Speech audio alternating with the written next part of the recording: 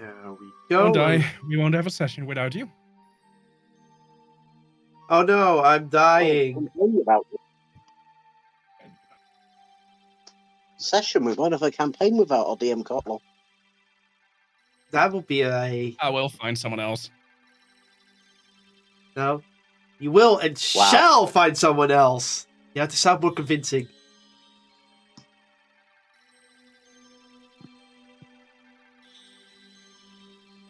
What was that? Tony! Maybe. Maybe. If you understand all my things. You'd be like, how the fuck did Kotlol do this shit? And I'm like, it's my mess.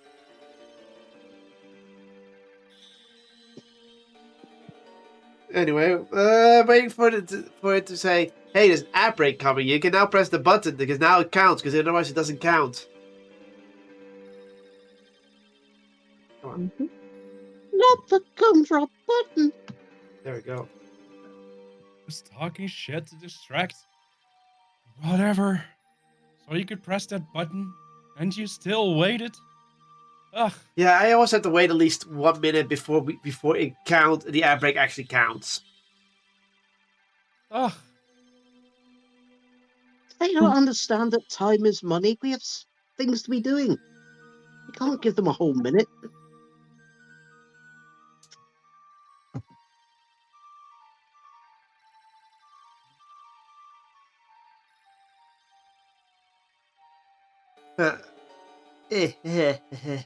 Training session back in the Golden Realm.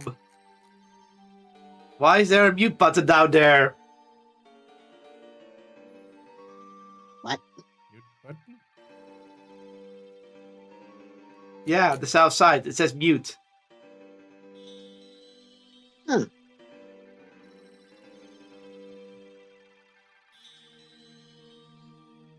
Nobody's... Delete. I pressed it and nothing happened. Anyway, we're live now. Hello everyone and welcome to D&D with your Dungeon Master Kotlol. I'm your Dungeon Master Kotlol and your host. Today, we are joined for a session. And the session is joined by people. And the people are the following people that are sitting right around this table, technically. Figuratively table. We're actually all sitting in different locations. Or maybe some of you are standing if you want to be technical. Or laying down. I don't know. How can your intro get even worse? This was the intro? We're joined by Ozzius. Fucking God. We're joined by Ozzius. Do we need a copywriter for you? No. We're joined by Numberlin, or now Alona. Hello. We are joined by a Raz, or Lucas, or whatever his identity is these days. In all this confusion, I've forgotten myself. And we're joined by a Poppy, or a Red Kindling, or whatever her identity is these days. It's both. In both, technically. Alrighty then. Little recap, because it's been a few weeks.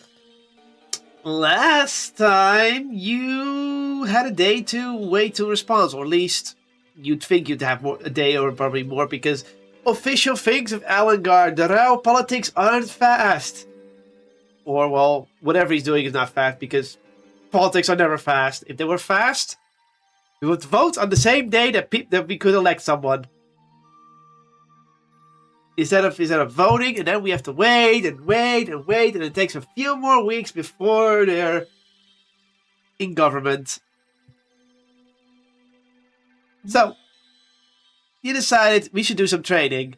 And how are you going to do the best training? Well, you quickly learn that your fairy companion is one of the Fae that has a little trick up her sleeve. As Erica suggested, go back into her golden realm and somehow you would all get more training for the battle ahead, get the Illithid. So I learned, no, that the fairy created a shortcut. But it still has a cost to go in, but there's a shortcut and there's no paperwork required. So you decide to use the shortcut and you all pay the penalty. Osseous can no longer heal people with his spells or himself. Emberlyn gave control back to the party to the original owner, which is Alona, because, they're stuck in a genie realm. They can't go anywhere, and undoing the thing would still be next to impossible. Keep the party happy and give Alona a bit of fun. And who knows, maybe they pay some dividends. Poppy gave up her voice, so she can't use vocal components. Wah. And finally, Lucas. Lucas, you gave up your familiar for the time being. Yeah, it's a decision that still really hurts me. I So, miss him. two of you immediately went to work to start training, to only have the training be added in a big old boom. Yeah. Ozzy and Ilona are currently turned to fairy dragons and playing with Fluff, because the fairies has most of her powers now, somehow. Fate trickery in a genie realm? Why not? Erica allows it. Poppy decided to learn to study some possibility for spells against the Illithid. Oh, what is a sneeze coming? There's a sneeze coming. Bless you. Good night. Correct. And Lucas decided to look in the internals of the flares to learn weak points and that kind of things. You've had a few spells to learn, which was Stem Mind Flow, Squint Mind's Eyes, Abhorrent Mind, the Mindscape spell, and Null Thoughts. And Osseous wanted to see if silver replication could be done for a full silver body for Ilona to only learn. Yeah, that's a really, really high cost, and that he can't. It's not possible for him at the moment. He'd have to grow much stronger and much richer.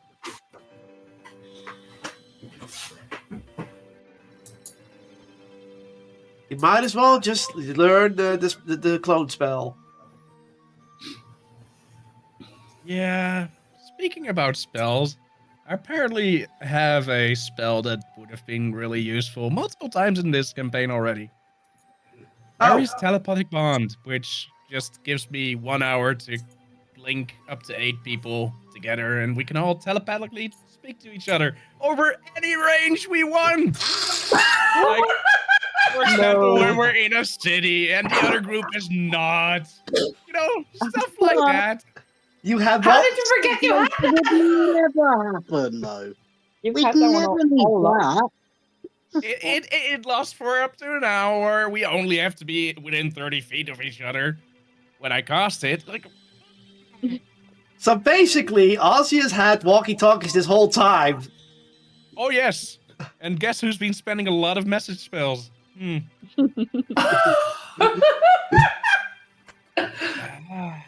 Wow. Oh my god. You realise being an idiot is only meant to be in character, right? Oh dear lord. Is what Ozzius will do. Very true.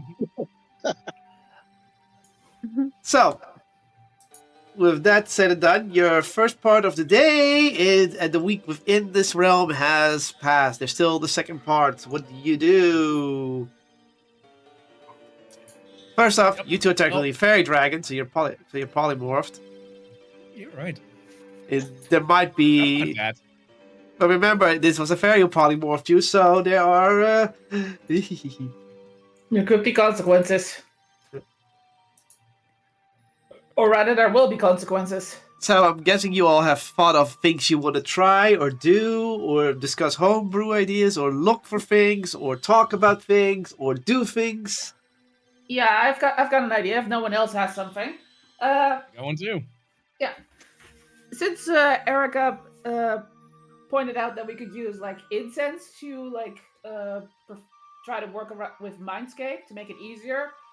Yeah. I'm going back to the library and looking up for some ideas for a good incense that will put people in a state of like drowsiness, making it easier to get into a mindscape. Uh-huh. Okay. So you want to look for incenses? Anyone else? I guess I want to check.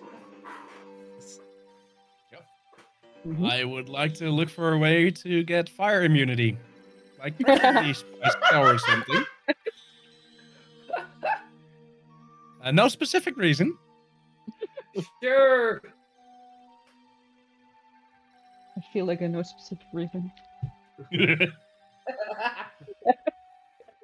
Okay.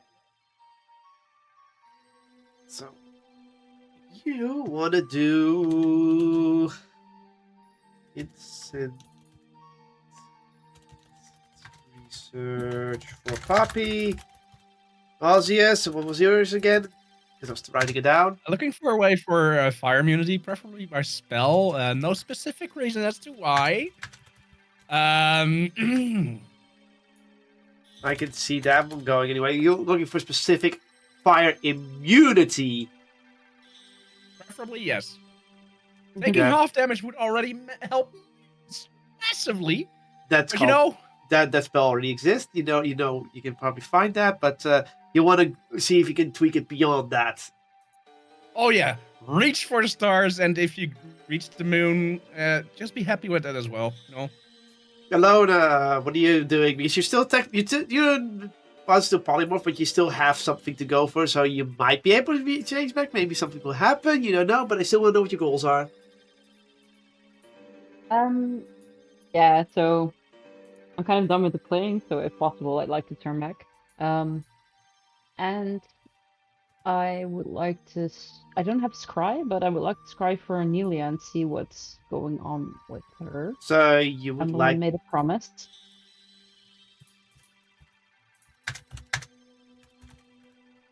So you want to see if you can find a place to scry in here.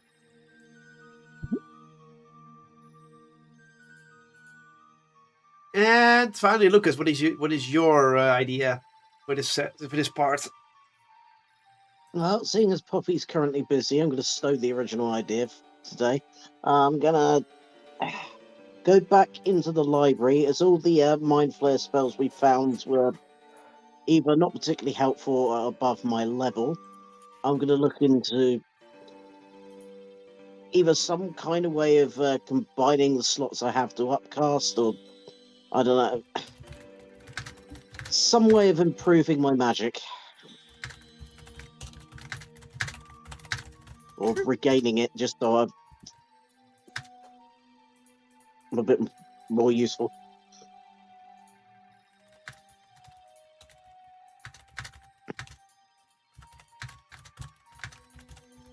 Okay.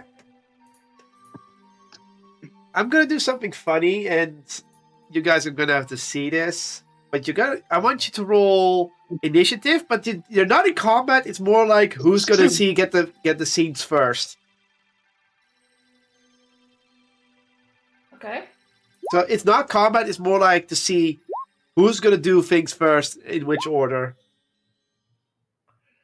Okay. I have to find Oh, initiative that's real quick. Well, I'm gonna be last probably. Okay. Nope. Not last. However, not last. 7. Okay. Lucas, you are first. Damn it. You're like, I was hoping to respond to Poppy, but no, you're the one who's going first to the library. And you decide to head it in first after having your snacks and everything. That's +7, goes last. Yeah, you go down into the library. You once again stand in front of the book with the ever-twisting library that is the experiences of your companion Erica. So you wanted to see if you will learn to upcast without having the right spell slots. That's what you're looking for, right? Yeah, ways of combining or maximizing my spell slots. Yeah. Okay, so you wanted So you want to do that? You get so much. You get at least over 30 results in the book. Considering Erica has Archmage knowledge, and you know what the Archmages were trying to do multiple times, you're not surprised that there's several results for this.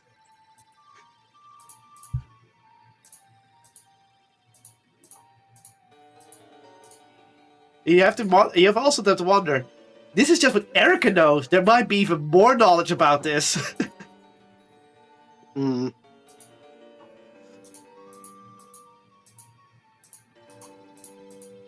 So, how are you gonna make it go down? I'm going to consider that my time in this dimension is finite.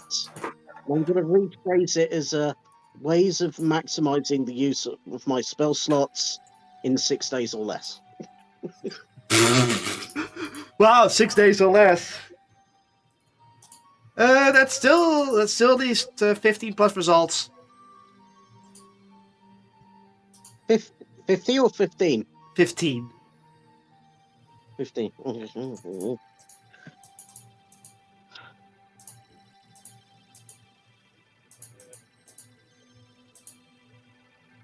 Ways for a wizard to maximize their spell slots in 6 days or less.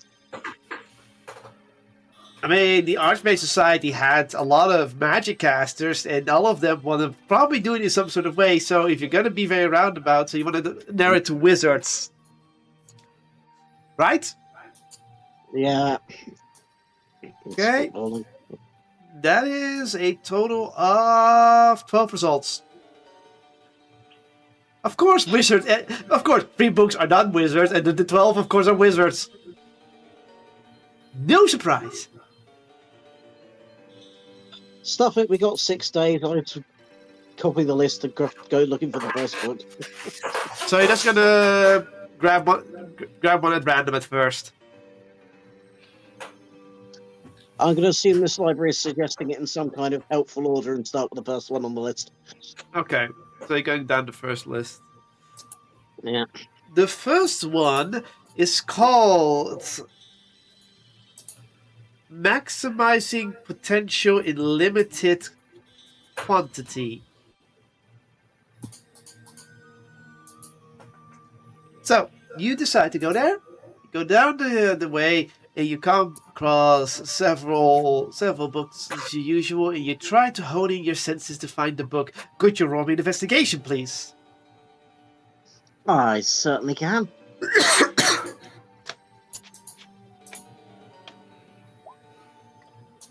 Holy! 33? Natural 20 and 33. That is a really high number. You see all these books. You see several books with different things. From what you can tell from all the books surrounding the area, all of this is definitely Archmage territory. There's not just genie stuff. This is all Archmage territory. Period. You see spells abound, the usage of magic attack, and the magical powers that we're combining with technology. Sourcing magic from an infinite magical source to a simple mortal, and all this kind of stuff is like overwhelming for a second, and then you find the book with ease. You just see it there standing. Then you're like, there it is. Grab the book out, and you pull it, and you look at it. It looks a little bit ragged for some reason. All the books are in pristine condition, but this one has some damages to it for some reason. You wonder why at first, considering this is a manifestation of the experiences of Erica in a place held by a creature of fate. The damages makes you look intrigued at it. What could have happened in this experience that made it look damaged? You get a little bit of insight about Erica's mind at that point. How she was in maybe something in the past that affected her. Maybe the experience damaged her at one point. You don't know. Hmm.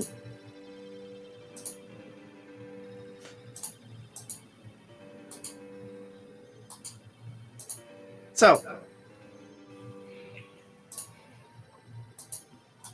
do you dare I'm open gonna and start read? with- Yeah, I'm going to start reading this book immediately. I need you to roll me an Arcana check because you have to understand this on the Arcana.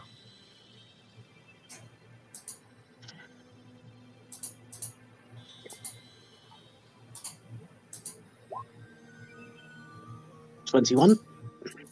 You open the book, and the first page, you start reading it, and from the context, you get a basic understanding. There are ways to compile several magical powers into one area. The reason you normally don't do this until someone is ready is because the output is something the body cannot handle. You know, basic magic. That's something you understand. But there are ways to push it within limits that might not have catastrophic effects. For example, if you want to, let's say, cast Wish on yourself, but you're not ready to wish, like you don't have spell slots, it could have been bestowed upon you by a deity of some sort. Which, when you think about it, yeah, Erica technically does that to herself every day. Hello, loud noises. Someone is echoing as well. Z, I think you're echoing. Oh yes. More clickies. Thank you. Yeah, we also hear your mouse clicking, by the way. Okay. Yeah, we hear loud and clear the whole time. Okay. Can you Don't mind temporarily it. mute? Wait. Can you temporarily mute the Discord then? Because it's very distracting, actually. Okay. Thank you. So you're like, oh yeah, Erica basically does that with whatever she's doing because she can basically cast Wish once a day. So basically, she does have a knife spell slot the whole time, but it's just reserved for Wish. But a deity bestows upon her, she's her own deity, you know, she looped hold of that.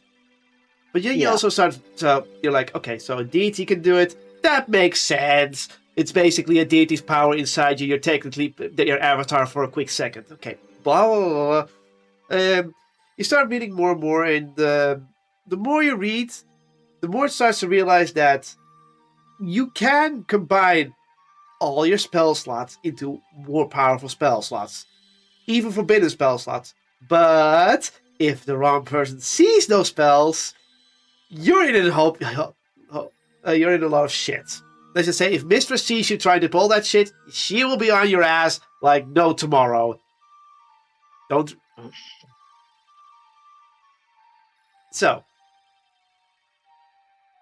you keep reading. So upcasting when you're not ready will do damage or the damage to the caster. Combining spell slots would upset the natural order of magic. So you keep reading, and the more you read, the more you understand. You have the ways of doing this, and you eventually see a page that is torn out completely. You're like, that's odd. This library is well maintained, isn't it? Why would someone rip the page out? Huh.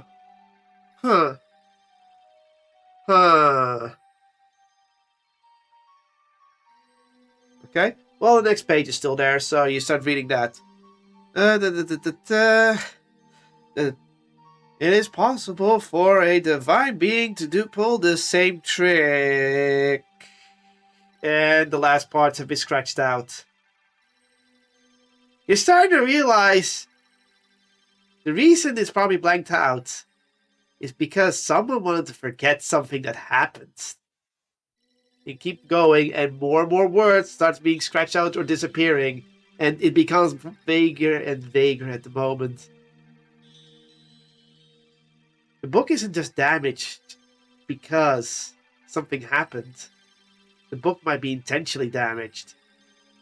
You're not fully sure on your passive insight, but something with this book tells you Erica kept it around for a reason, but at the same time, she might be the one who altered this book herself. And considering what you know about Erica, whatever happened was not fun for her. So essentially, she might have scrubbed her own memories to either destroy the knowledge or hide it. Yeah.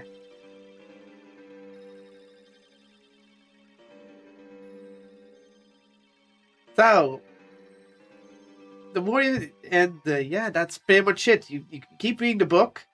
You understand that, yeah, there is a way you can just combine your spell slots.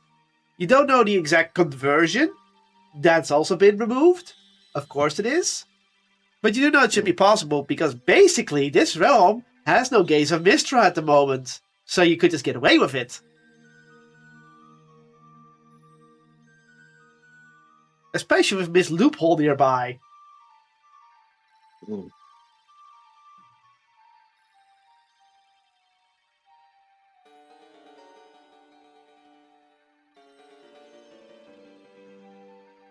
Yeah, it doesn't help us out there in the real world, though.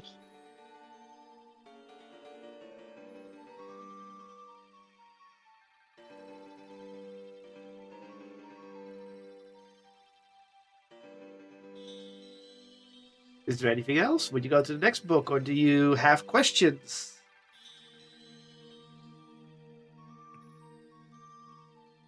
I think for the moment I'll go to the next book. The next book on the list leads you to another to a new to the library section.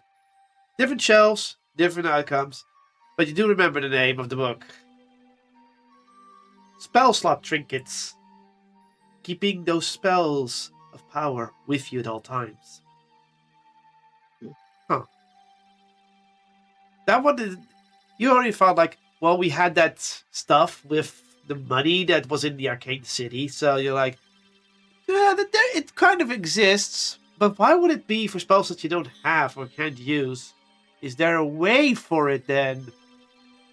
Could be interesting. Investigation.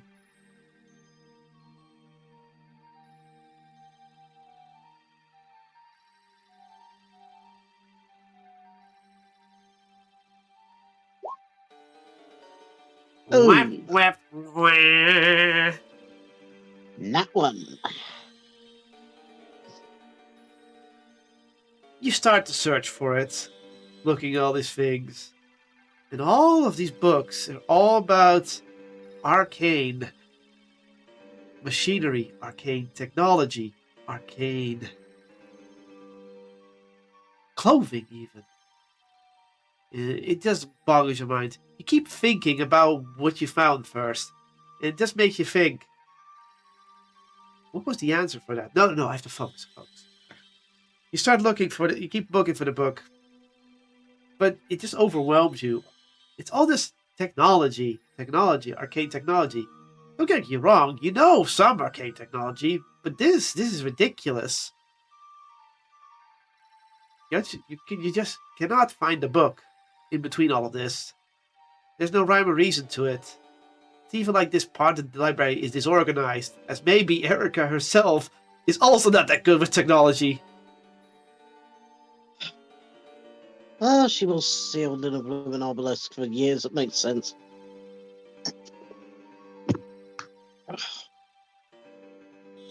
Screw this. Third book.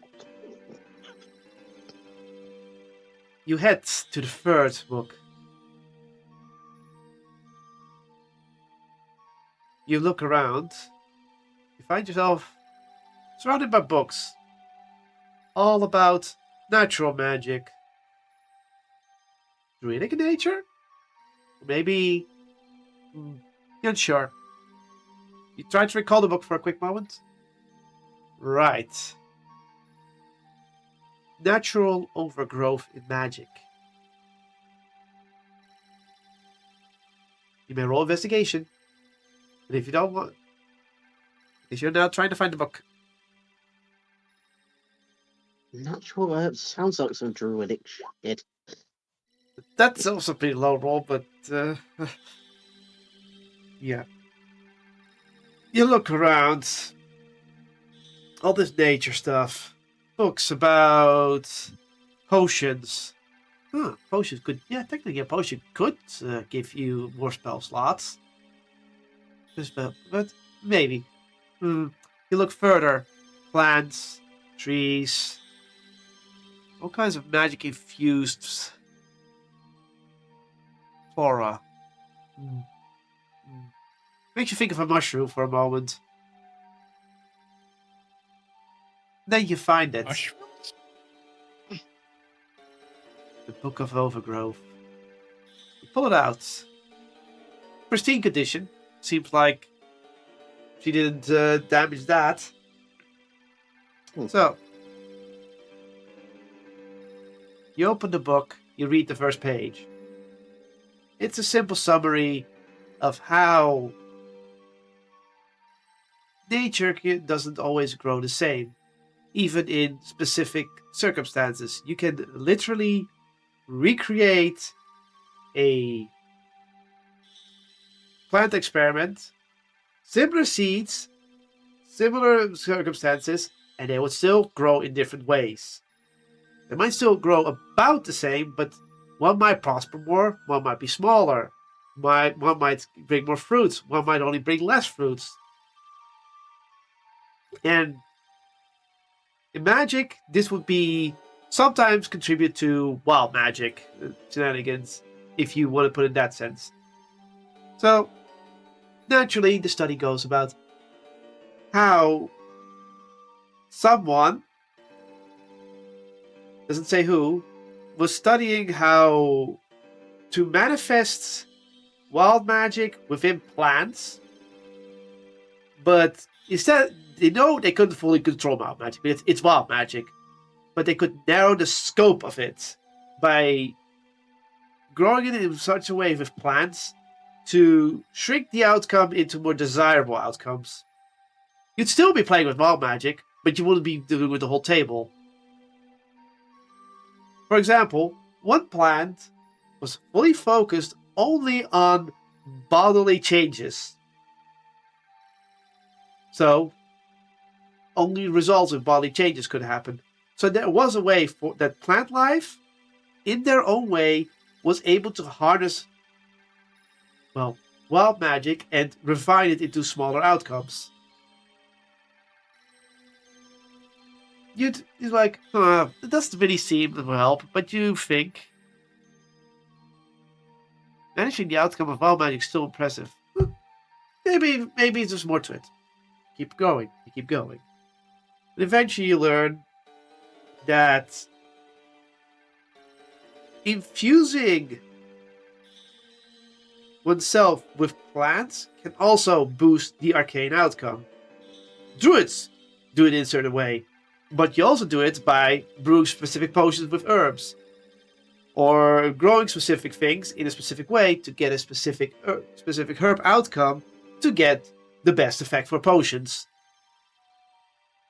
And the more you look at this, you're like, so your arcane potential can be improved by plant life, by infusing yourself with a plant or have a sort of plant grow in you, which is kind of disturbing at the same thing. Or by some sort of, or maybe having some sort of plant with you to harness its power from.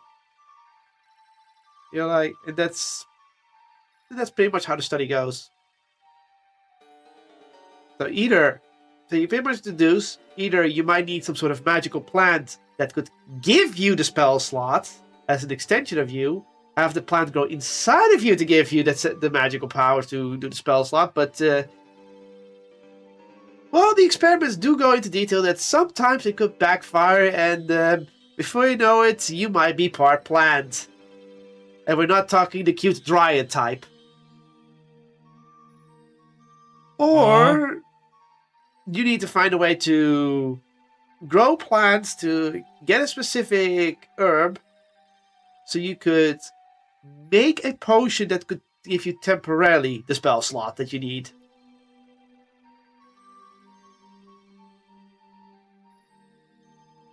Okay.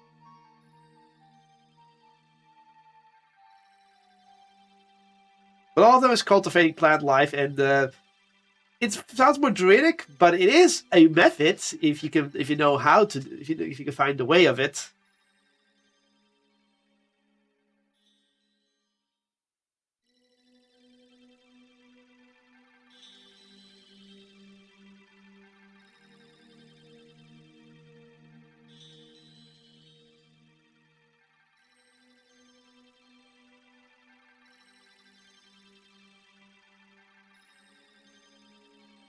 Would that be all? Or do you have any questions? Yeah. No, that'll be all for that one. Okay. Then you're done for now because 3 books is enough. We still Yeah. have multiple days to go through. Yeah. All right. Next in line is ironically someone you didn't see the roll off. I did it on purpose. Erica's gonna do something. So, Poppy, before you decide to go downstairs, you notice that Erica goes outside.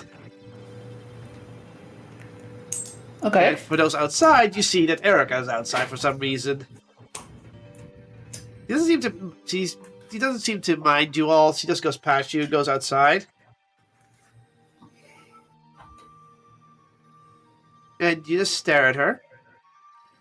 She just stares at the distance and then takes a deep sigh. And then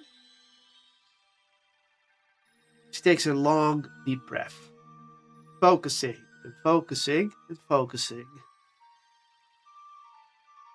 Almost like into a meditative state. And then she slowly exhales and holds both her hands out forward and starts grasping at something.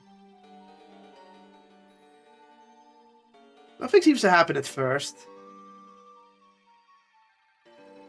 But then, for those outside, including the fairy, you all feel a cold winter chill blowing through the area. Cold winds. Can you all roll me a nature check? At least for the ones outside. Only the ones outside. Even in your state, you can sense it. I was going downstairs, so I'm not inside and Yeah. outside anymore, am I? Yeah. Elona, you have no idea what it means. Osseous!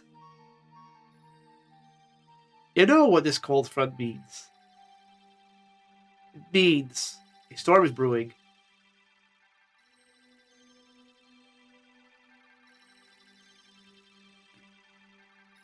But you think you're actually in a realm where there should no way to be a storm brewing here. What is Erica doing?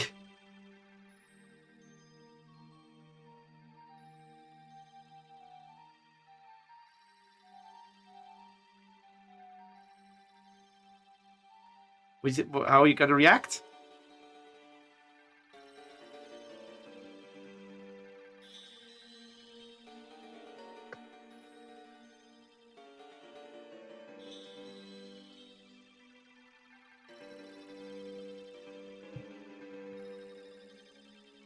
Nothing? Osseous. No. No reaction? No. No? Okay. I just wanted to check. I didn't hear anything from you. I didn't hear no. Okay. Do something real quick.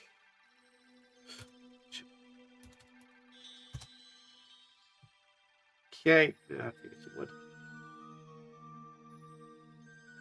The winds start to pick up. They start to twirl around you, all flowing towards Erica and in front of her. The air turns colder. Not freezing cold, just cold. As Erica herself, in front of her, focuses more and more until she's able to start a small dust devil. You know what a dust? If you don't know what a dust devil is, it's basically a small tornado.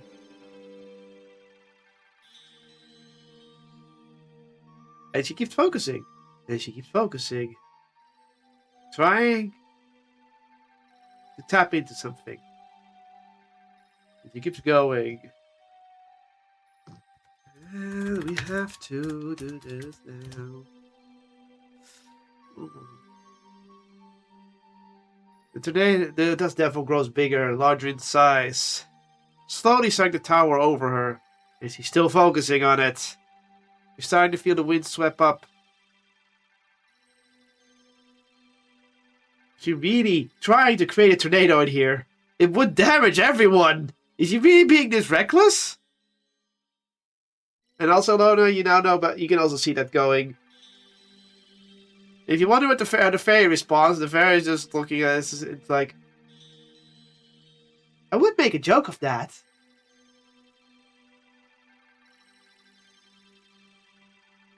So, no reaction from either of you?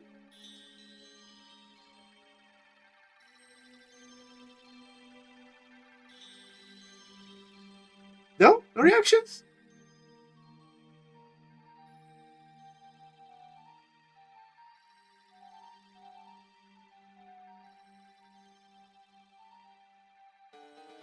Okay.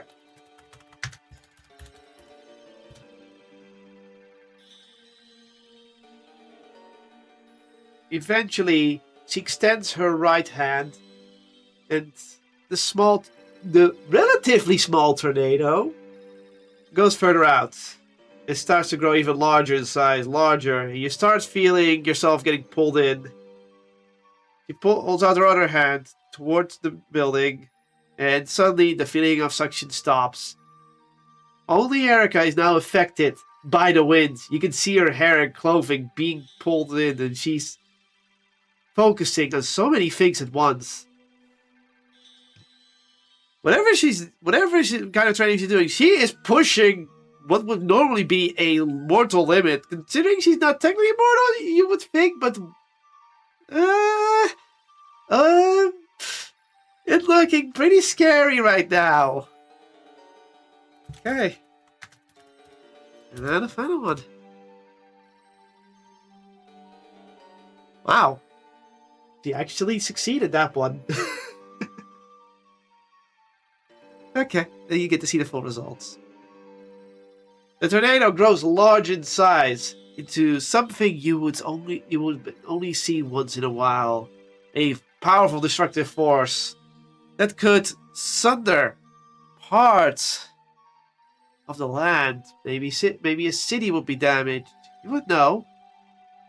But she's somehow holding it off and controlling it and keeping herself in place at the same time. Until she suddenly collapses to the ground. And she gets sucked into it. You're safe. You know you're safe. You feel you're safe. But what you just see is that she's being sucked into her own tornado. Any reaction from the outsiders? Well, She can't die. You know that. She can't die. unfortunately. Yeah. But, yeah. It takes about a minute before the tornado just vanishes. And you see her fall down to the ground. Knocked out.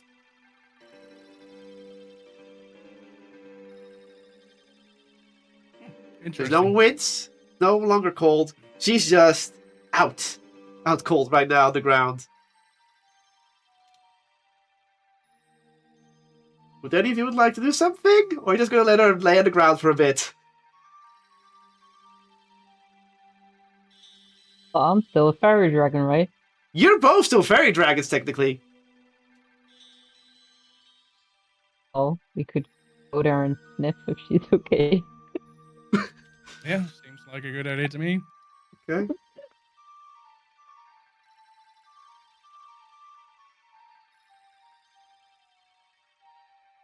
The fairy seems, well, impressed with what just happened, but at the same time doesn't seem concerned. Okay, so you both go to her, and you go sniff her. You may roll a nature check for your sniffers.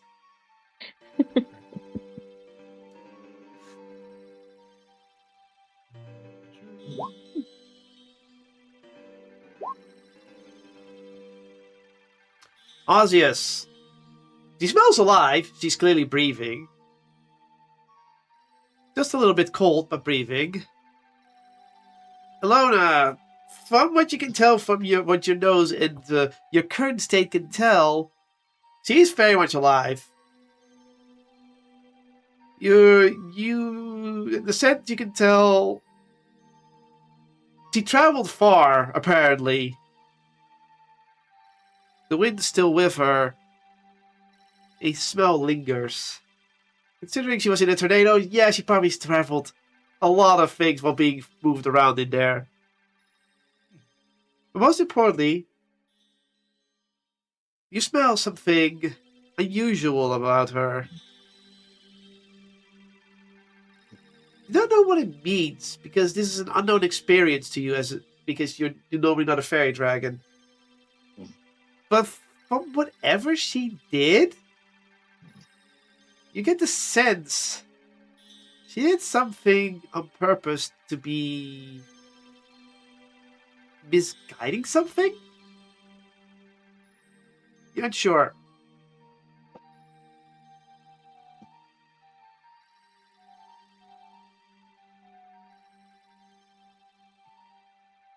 Okay. Oh, both of you know she's going to be out cold for at least a few hours.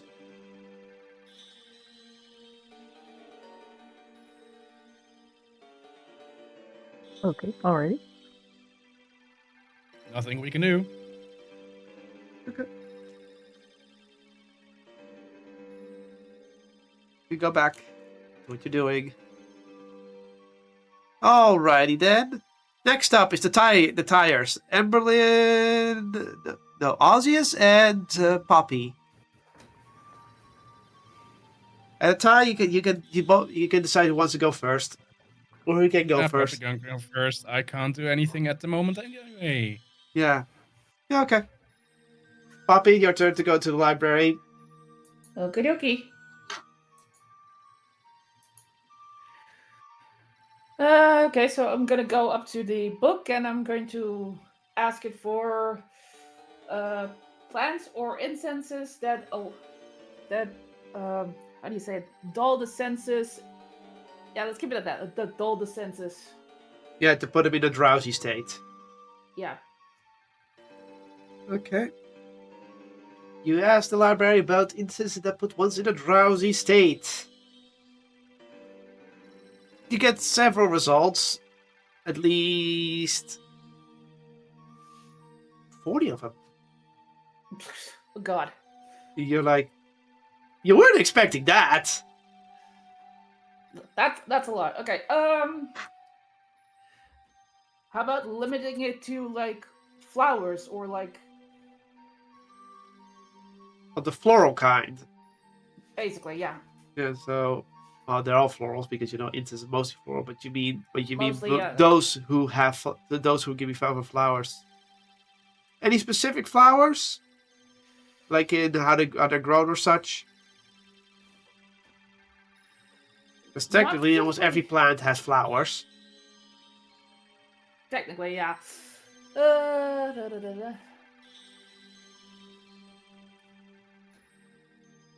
Here's the thing. I don't know if my character would actually know the meaning of her own name, but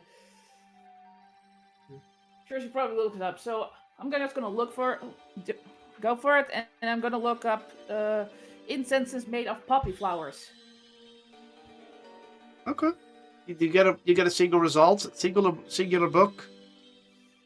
Oh well, that's a lot better. Okay, so I look it up and make a note and go find the book. You find yourself diverting from the path and going into a new area.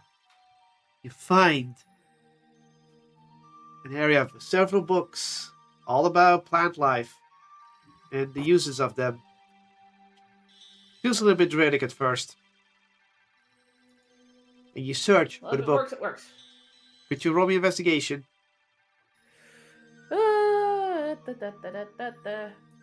Meow. I think that was pretty good. All right. You look for the book. You hone your senses and start searching around. You find no sign of book yet. You decide, let's see what kind of books are in the area to hone it in.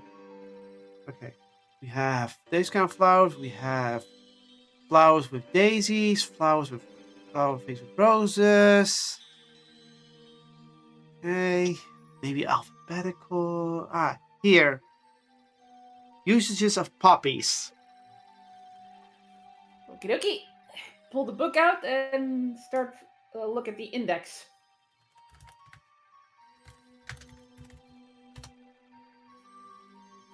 Okay. You look at it, and the first thing you read is about the poppy flower, that they grow almost everywhere, and that they're mostly seen as a reddish flower. Kind of funny when you think about it. Base of red flower, and your name was Red Kindling.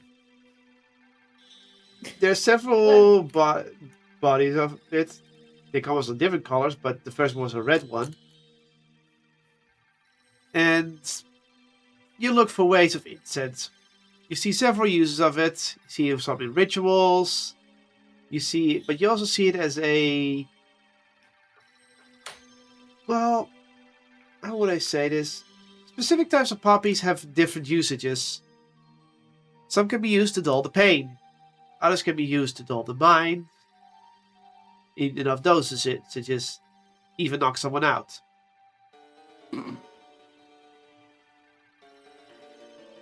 Most of these, however, are done by ingestion.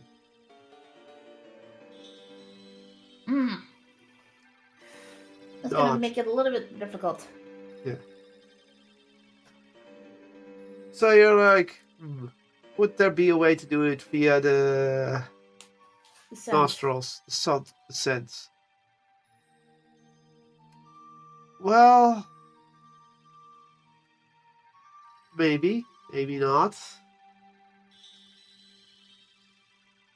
There might be one way, and it is possible with incense, but it requires several poppy flowers.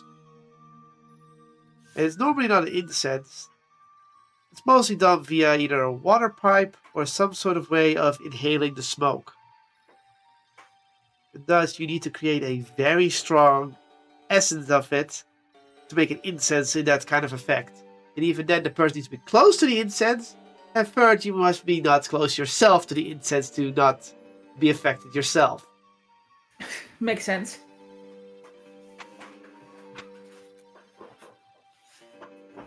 But hey, it's a start, so I'm gonna write down everything I need and figure out which poppies are needed. And also how to get the essence. That's probably important. Yeah. So that's a method. Mm-hmm. Anything else?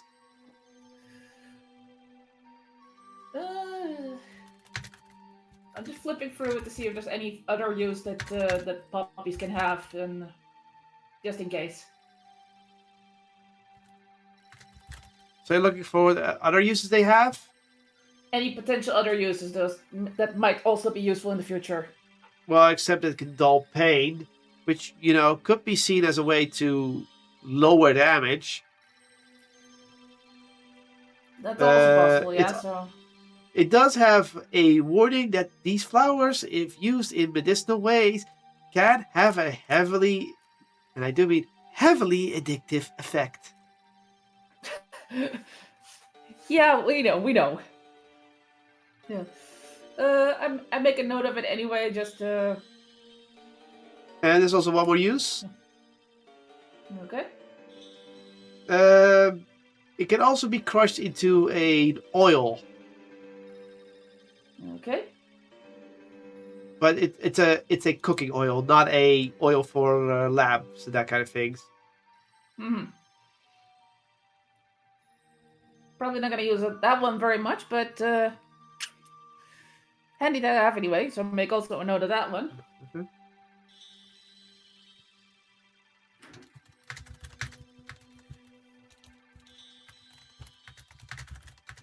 So, okay, so I just sit there for a little bit and copy everything I need to know in order to make these incenses, quote unquote. Yeah. So you're gonna look up a book about incenses? Yeah, I'm writing down everything I need to hear, and then gonna look how to actually make incenses. Okay. Well, you get several results, so you decide to keep it simple and go with how to make incenses the easy way. Making incenses for dummies, basically. Yeah. You do find several books about it, but you decide to just go with the first book, and the first book does lead you to an area where you swear you can also have different smells in the area. This is the first time you're actually experiencing different smells in this library. Okay, then. You hone in on the book. Can you roll me an investigation? Another investigation. Okie dokie. Wee. So far, so good. Okay. You look around, and eventually you do find the book. You open it, and you start reading it. The first pages contain how incenses work, how it's used for. The basic use is a dried substance of herbs and chemicals that will start a smell when burned. Essentially, you need to find a way to have the chemicals and whatever herbs or such you're using to be mixed together. Find a way to be put on a burnable surface, and then when burnt, burn not too fast and not too slow. And that instead of the smell of smoke, you would get the smell of the incense itself. It's a very meticulous process, but simple enough. And you do notice that you're going to need more than just herbs. You might have to have a certain set of chemicals that have to be procured in different ways. Oh, great. Well, I start making a list of that and just start getting ready to do a little bit of chemical engineering. Yeah.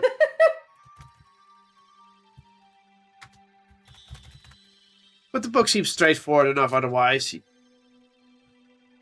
Essentially, it doesn't tell you how to do your poppy incense in direct, but you do get the idea of how to do incenses. And make an incense. I can start working from there anyway. Yeah. Okay. And I guess that's your turn then. Because you're gonna... For the moment. For the moment. Yeah, I'm gonna be experimenting. Yeah.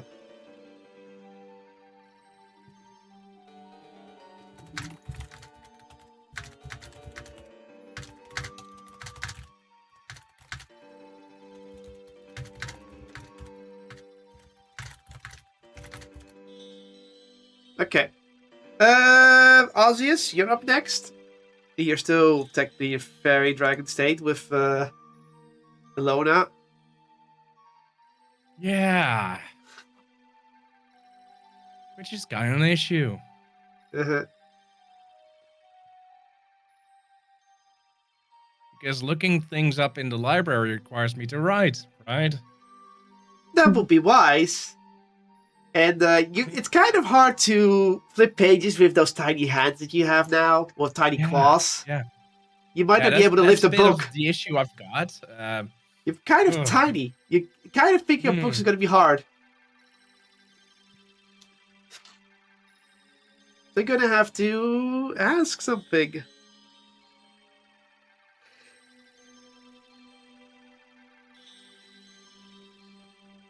So, you approach her. I tried to get my fairy friend to get him convinced that I need to change back. I mean, you can still speak common at this point. That has been taken away. That's good. You can't. So they didn't take that away. You know you can speak common just fine, because Fluff can technically speak common as well. I would like to change back, please. And she goes like, "Change back? Why do you want to change back? I thought you were having fun." Yeah, but now I need to do some research. And what kind of research? I mean, you're a fairy dragon, and fairy dragons can get really, really strong. Tempting. But as a turtle cleric, I can get really, really strong as well. Oh, come on.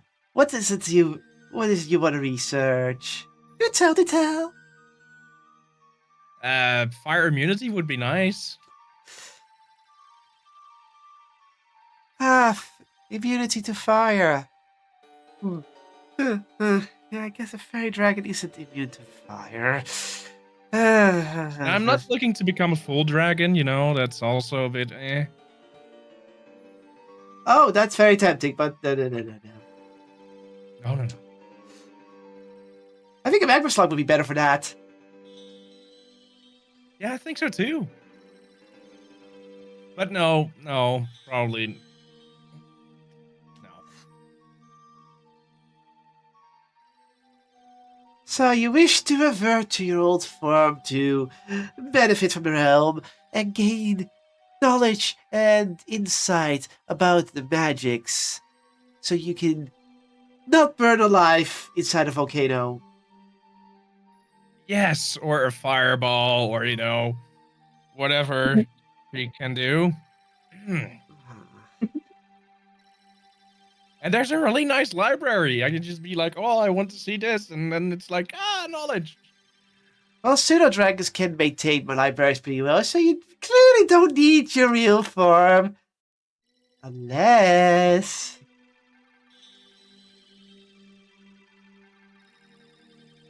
Passive insight? Oh no. Oh, passive insight is 19. Yeah, your passive insight just takes you tell, oh no. That unless does not feel good. Unless you ask nicely in the most fairy way possible. Oh, can you please change me back? I would really like that. It would make me like you even more. Nice try, but you can do this 2 ways to figure it out. You can do a religion check. You can do an insight check to see what she fully means with that. Or you could roll an arcana check to see what kind of things are underneath such a way of saying it. Insight. So you're gonna go for her approach. You gauge her true intentions. Mischief is in the air. That gut feeling you had? Yeah, that wasn't good. You're not in danger. She's just being very playful that she now has her full powers, and she's gonna make full benefit of it for a bit. She's just playing. You can pass nicely, but that's not what she wants.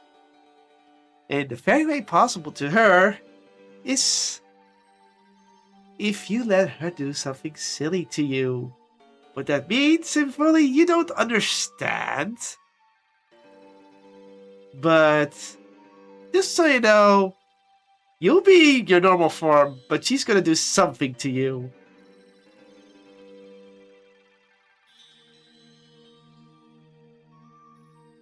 And you're gonna have to accept that. I'll if let ask you her. make my silver shield a gold shield for an hour.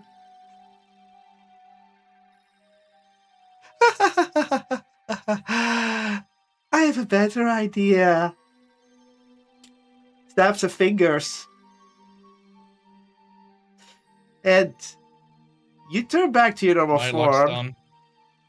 Oh. You do return back to your normal form. But something's different. Your head itches. Not again. You scratch your head. And then you look at your hand. That's hair. You blink for a moment. And suddenly you're engulfed by long golden locks of hair. Something that would even make Not an again. elf jealous. Ah. Alona, can you braid my hair, please? She's a fair dragon at the moment. That's why I need her back. See? Gold! Golden locks! Okay, Alana, you have to also ask the fairy, but you may also roll Insight, Arcana, or Religion to figure out what she fully means by that.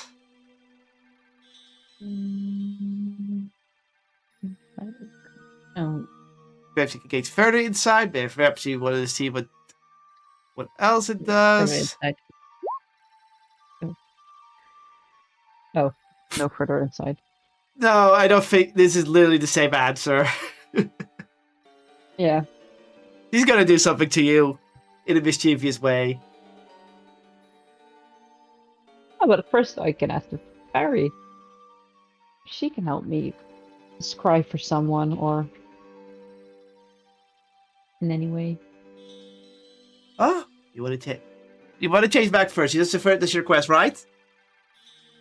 Oh, I mean, if you can help me without turning back, I'd be okay with that. You're asking her to help with scrying, and you won't change. And you won't change back. Mhm. Scrying. Oh, you would need a crystal ball for that, or something like in the manner. No, you don't.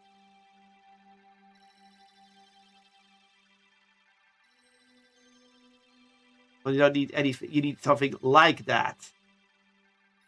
You don't need it exactly, but you need something like that. Need a crystal ball? Okay. Well, or something like that.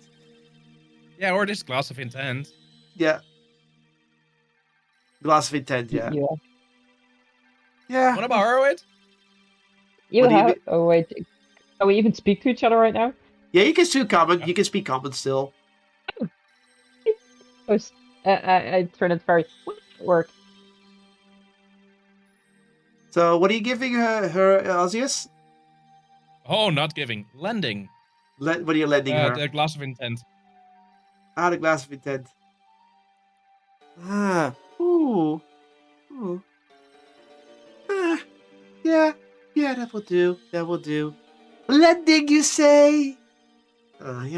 Yes, for a day max. And I want it back in the same condition. She smirks. In the Passive same insight. location. Passive insight. Oh no. You said a day.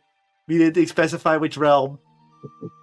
In this realm. It's like, oh, fine. Besides, it's only for some little scrying, so I guess I wouldn't keep it anyway. No. But no shenanigans.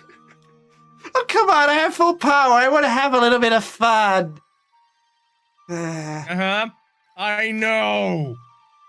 To be fair, if I go back to the fairy realm, it would be a little bit boring, and I wouldn't be able to pull such fun tricks because everyone knows most of those tricks. Decisions. Okay. You want me to look for something? You want me to scry? You do know that I am the one seeing the scrying, not you.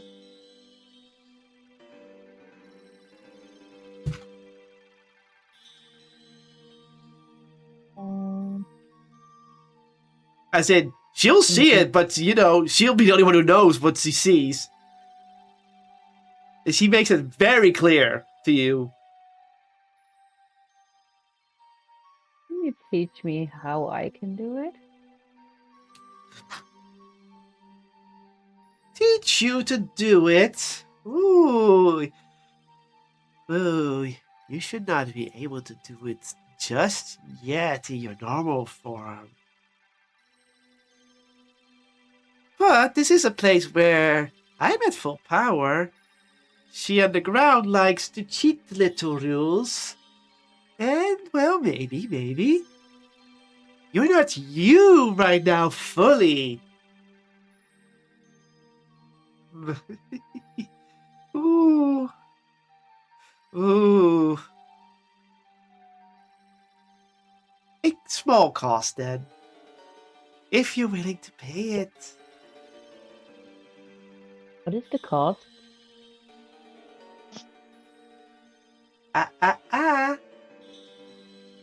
I'm just saying a cost. I will not say what the cost is. That's for you to figure out. You want to see something as a fairy dragon that you really want to see right now. You want it to succeed whatever. And as magic has cost, I have a cost as well. So figure it out. If you get to see someone as not you, what would the cost be?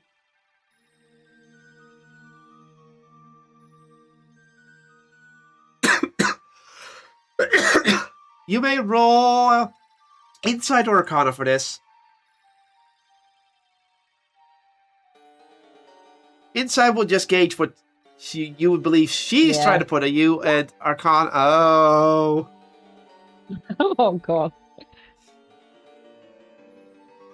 You try to think of it for a moment.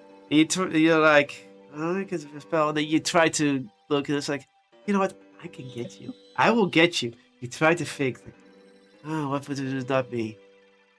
Ah! The cost would be a not me. So it would cost not me. Alright, it will cost not me. I'm in. You're an idiot. I know. You too. That's absolutely probably not what it means.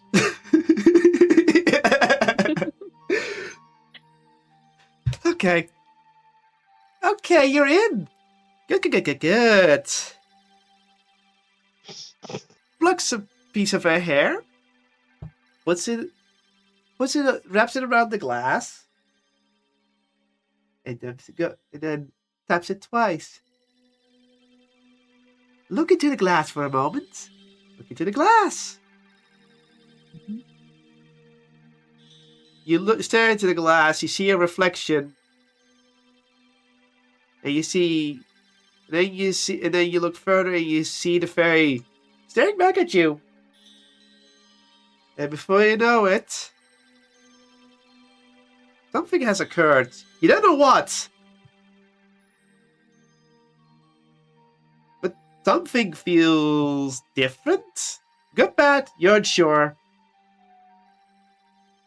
All right then.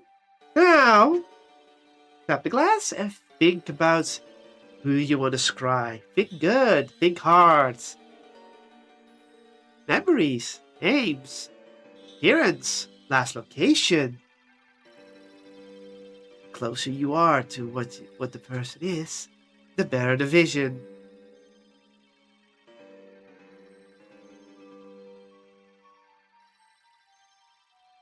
Yeah.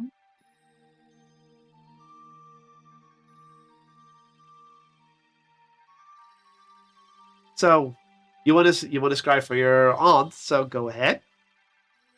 So Nelia Spring Breeze. What was that last location where we actually saw her? Where they wasn't? That is very long for you ago. Yeah, but it wasn't the research facility, right? You never saw her there. You just know she's there. You never saw her. Oh yeah, we went to the facility at least. A Yeah. last known location we know about. And you also know who was with her. I'm looking at my notes. That was the Empire guy. The prince. And he Not the crown prince, wanted just a to prince. help her if possible. I just don't know what happened after that. Like if they were able to help her, or if she's still in that state that we heard she was. We heard about. Okay. But I have a lot of memories of her from Yeah, when I was younger. you're very tied to her, so at first the vision flickers. You see darkness. Nothing. In a few seconds, a fog starts to clear from the darkness. And you see the so-called prince standing next to someone that is in full robes, larger than him. They're keeping their appearance covered.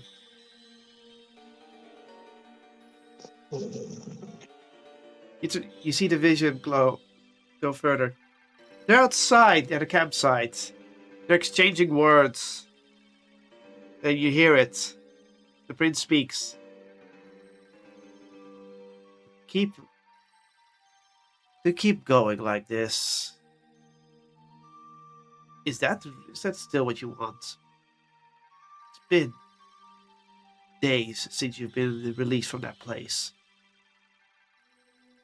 And unlike the others, you're still whole of mind. Even right now. No changes, no slips.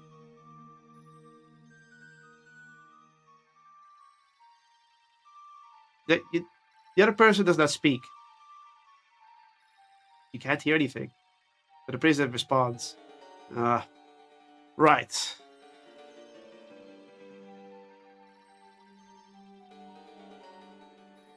Up and vanished, those are.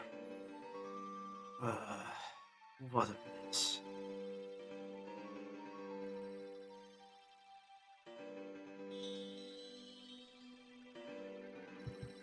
So,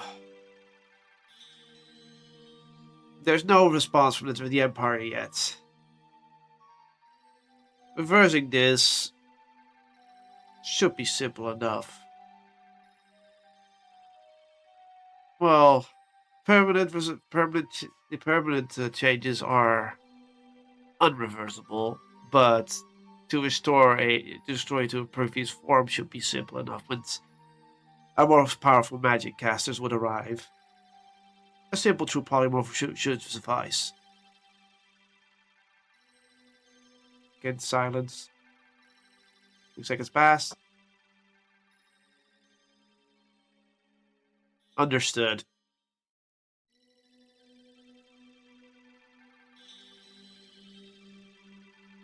At least the terror that was once plaguing this land seems to have vanished.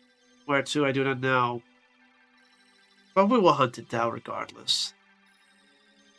Your people have held a grave secret. And, well, we can't stand for such foul play hidden amongst our allies.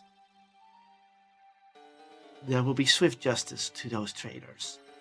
You have my word for it.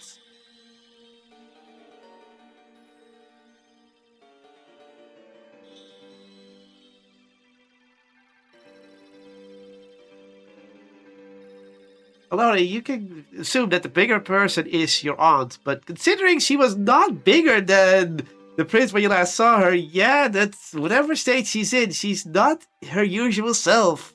You can only imagine. Mm-hmm. But they're gonna fix that with a polymorph, and he did say that she was still whole of mind, which positive thing to hear.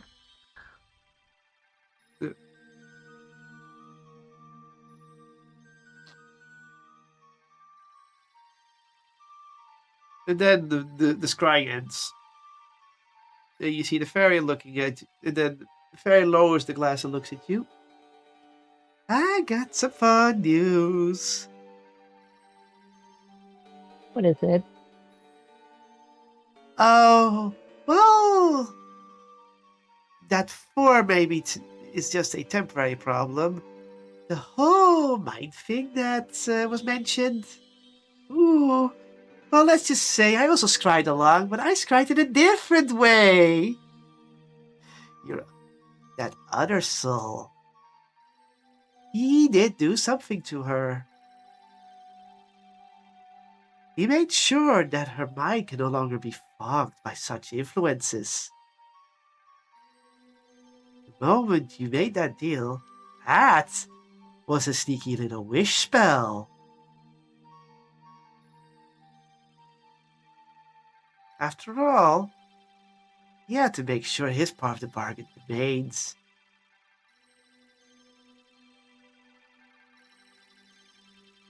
And I know he can hear me, and he knows I just told you. But he has a way So he has still a way to permanently reverse it. Don't you little sneaky fiery man? Or should you be woman now? It doesn't matter.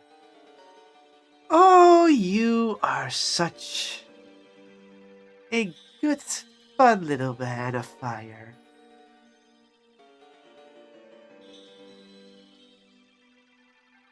Well, you would do. It will do fine. It will do fine. Snaps her fingers and you change back to your normal self.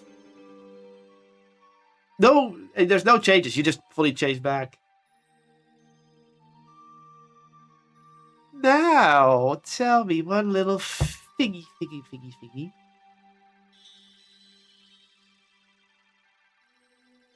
What do you think he would do to cure your aunt fully?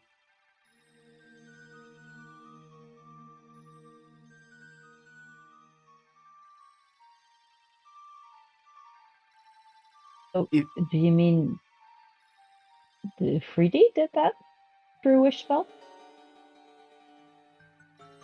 Her mind is whole because of a wish spell. He did before the full deal was done. Before he took your body full over. It burned most of his power away as well. He had to do many things to honor his deal. Haven't you wondered why, despite inhabiting a mortal body needed to influence the realm, he technically lost a lot of power that he still could have had, even if he took your body over normally? The answer is simple. He had to burn that. Not only for many reasons, but also to keep your deal intact. I know he had to burn a lot of power to make the deal happen. But I didn't know he actually kept the deal about Nelia by that wish spell. I didn't know about that. Of course not, of course not. He may be a little trickster, or not like a fairy, but someone who wants to benefit as much. He's also bound by things that he has to do the right thing for others. After all, what's a good deal if you can't honor it at all? He had to put in one insurance to make sure that if he would help her in his due time, that she would be in sound mind and not willing to resist or fight him. After all, that would trigger a weakening of the deal. Did you just say he has a way to reverse it? Like some kind of bargaining chip on me? Let's just say he didn't want to burn his full power. To just do it then and there. It would disrupt the realm too much, and he would not gain anything from being in your body except being mortal at that point. No. What he had to do at that moment was to ensure a little bit of power was gone, to make sure your aunt was a sound mind. That's all.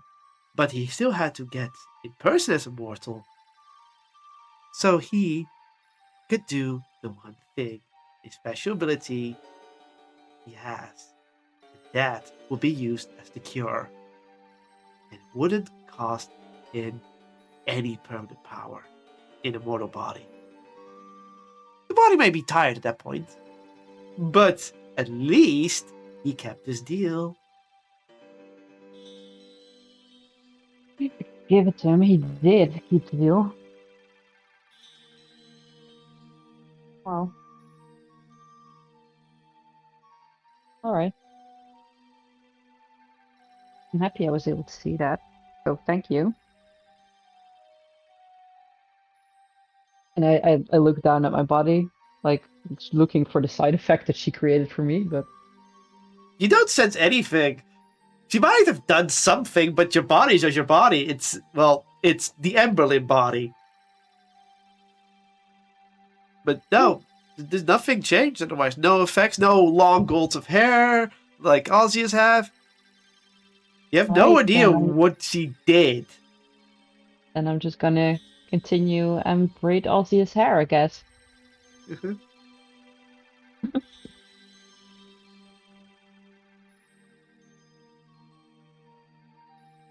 Okay. You will braid. It will take a few minutes, but you can braid Aussie's hair within, I believe, an hour. So you still have time to go into the library. Let's not deny the library for you guys. Yippee. In an hour, Erica's still out cold. Yeah, that's fine. Lucas and Poppy will probably be exiting the library for the well, it depends. Is either of you gonna exit before dinner time? I'm probably gonna be in there until someone gets me out of there. Okay, so you're gonna say till dinner. Lucas, what about you?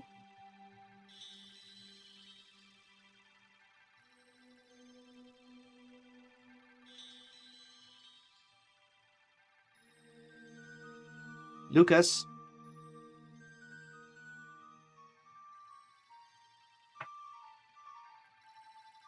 Yeah. Hello. I think we lost him. Code red, code red, code red.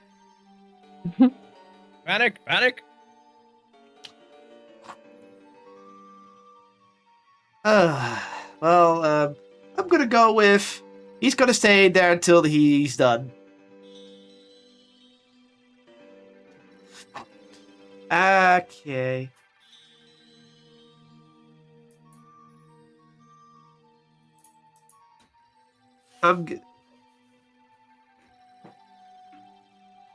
Okay, I'm guessing that's that. Then you two are... So, also, you gonna go in alone, or are you taking Alona along? That's up to her. Okay. Alona, are you joining him to the library? I have something I would like to research as well, so yes. Okay, go ahead. I'm gonna try to see if I can create a hat to make my hair less visible at the moment. So, an anti-fire hat. Yeah, basically. It would come in handy. Okay, okay. Kind of random.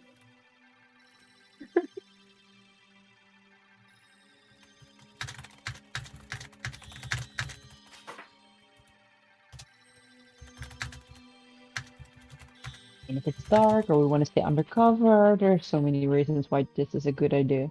Okay, so you both go downstairs to the library.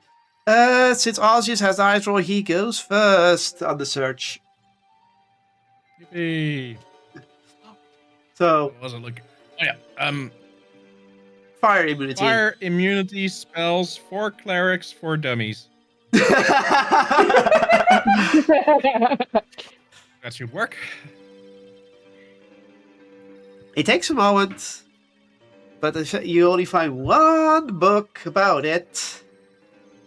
And you don't like what you're reading. You read The devotion of the 9 hells. That doesn't sound good. You're like, oh. You're like, yes, those kind of clerics also exist.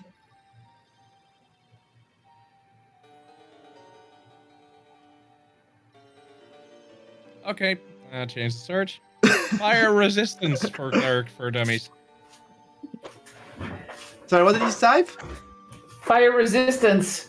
Okay. Yeah, instead of fire immunity. You're like, oh crap, I have to deal with demons to be fire immune. Yeah, okay, resistance. Yep, no. I already tried to talk to my god, and I can't do that today. Maybe tomorrow. Okay. You get several results. Which one do you like to do anything specific? Now the search. They're supposed to be easy for me. Yeah, they Should are. all be fine. Okay, let's go for the top result. Yes, it's like Google, baby. It is technically Google. Who cares about the second result?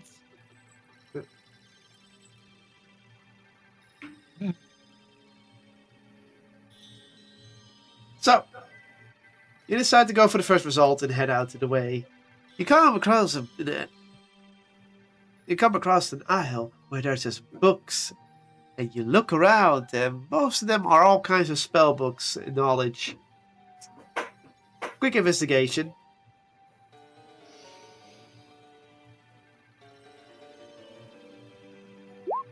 Ah, Why you did spectacularly fail? exactly. Could be worse. Could be way worse.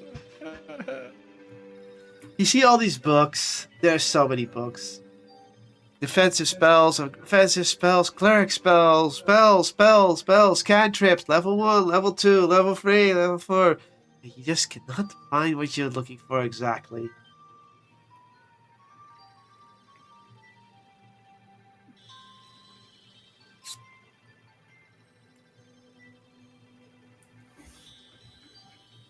What do you do? It's obvious. Look more. In a particular, into a particular,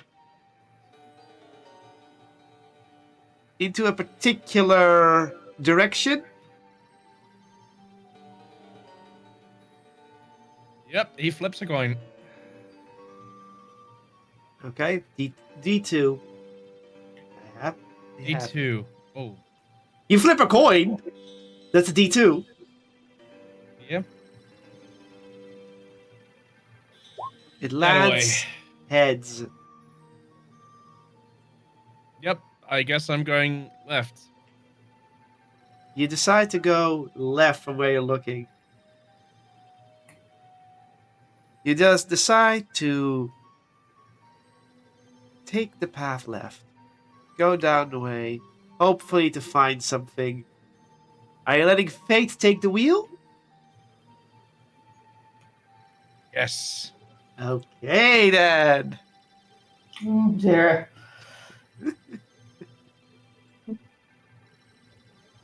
You start to wander. The library changing color sometimes. Different books. Different sections. Passing through. Can you roll me a D100?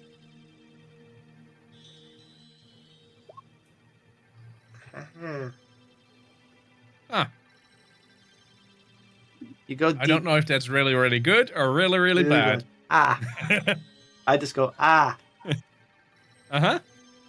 You just follow wherever you go. The bookshelf changes again and again and again. You wander and wander until you suddenly stop. Huh. Am I going somewhere or not? I see so many books, and some of them look spells, and this looks like that, and before you know it, A book drops on your head. Bonk.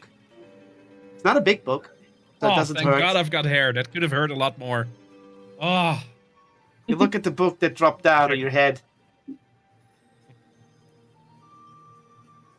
check it out. You pick it up. Holy Protection Artifacts. Artifacts. I was looking for spells. Ah. What are the odds in this entire library that I get something like this? Well, might be useful. And I open it. The first pages talks about artifacts that were used in holy warfare against many threats. It basically tells you how these things got to be. Some blessed by gods, some blessed by rituals by holy people. Some considered holy, but aren't exactly holy. They're actually more of an unholy nature, but people don't know that these were holy back then. You look through it. Okay. Amulet of complete protection of the mind. Okay, well, it could be useful. You decide to look at it for a bit.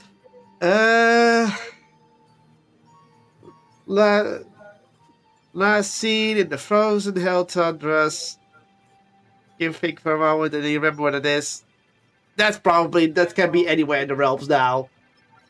Okay. Further. Another near effect. The kite shield of not drowning. Why would you have a kite shield that doesn't help you, that stops you from drowning? Weird. Further, eventually, you come across of a set of 2 rings that speak to you. These 2 rings speak to you especially because before you even read the name of it, you see the location within a jewelry box. Inside,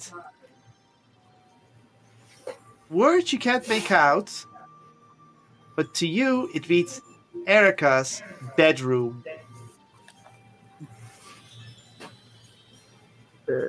What's supposedly the effects of this? These 2 rings are sister rings. You cannot wear one or the other because they won't have effect. But when you wear both, you would be granted resistance against heat and cold damage and immunity to be set ablaze or to be frozen. You would still feel the heat or the cold damage, but you will not be able to become fully frozen or engulfed in flames. Essentially, this would allow you to walk through fire. The twin rings. Yep, I'll take this book. Oh, you're gonna take the book? You're not gonna read it further? Yeah, I will read it further and then put a bookmark in it. Okay. So the name of these rings are the twin rings of Temp and Chur. Ha ha ha. Is that very simple? I groan. You read that these rings were apparently made for a ritual that would allow 2 elemental genasi to marry each other long ago. They succeeded, and they were blessed by their original elemental genasi. Erica was the one who made the cold ring. Who made the fire ring? You don't know. That name is unknown to you. It is definitely not the fire genie that's here right now. It was someone else. The 2 could then be joined together and live harmoniously. But when they passed away, their rings were supposed to return to the specific deities that forged the ring. But then you read that the Fire One sadly somehow disappeared after angering a specific black dragon by the name of Falakor.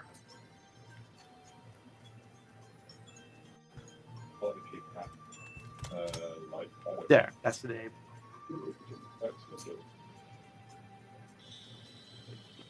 If you read more, if you want to continue about the story, what happened to the Fire Genie, or you don't care?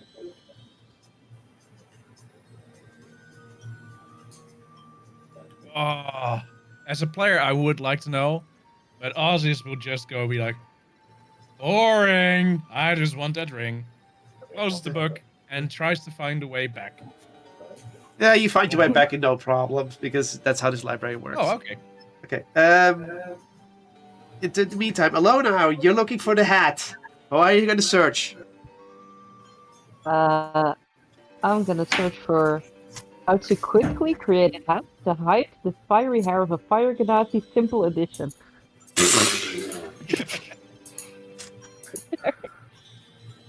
You do get a result, a singular book. Oh, perfect.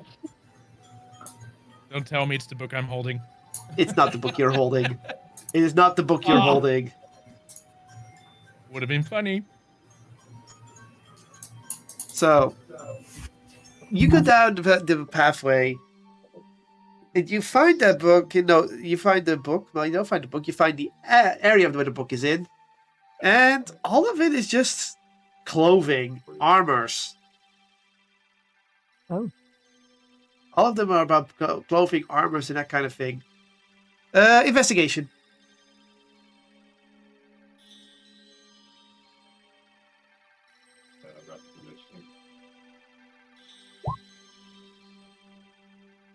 Okay. You look around for this book. And then you thought you saw it. You look close, you're like, there. And then you feel like, then you read, it's like, wait. No. Very flammable clothing? Why is this a book? Why would Erica, what? Questions for later. Puts it back. That's not it. You look around further and you're like, I'm not sure.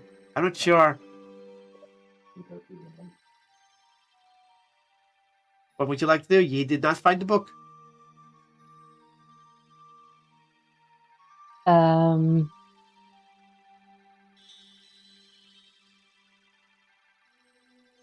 Do I see any hats around that I can try on? You're in a library. Why are you trying to find hats in a library?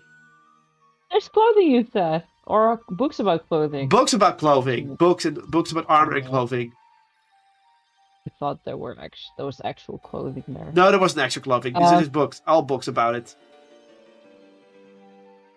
Yeah, well, I am fond of fire, so I'm just gonna see if there are any books like fire related around the clothing books. The first thing you see is the book you just had. Very flammable clothing. You know you don't want that one. Yeah, that's the reverse. You look around further. Looking. Fire. Ooh, this is interesting. Pulls it out.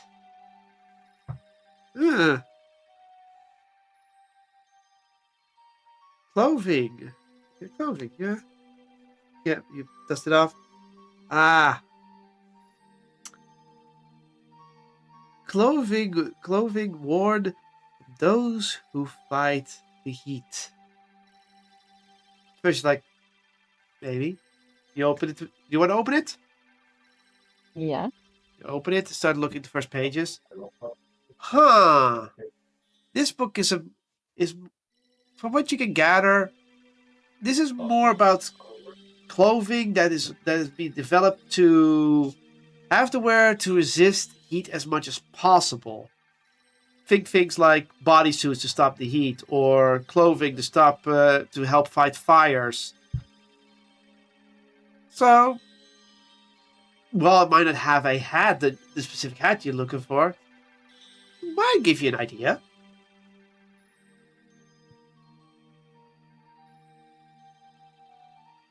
Would you like to fully read it? Yeah, I'm gonna do that. Another investigation for understanding. Does it actually need to resist heat? Because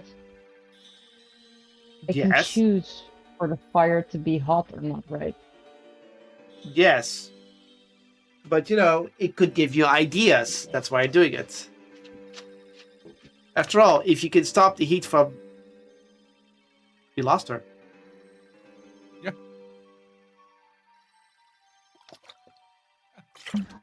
I'm back. Look at that.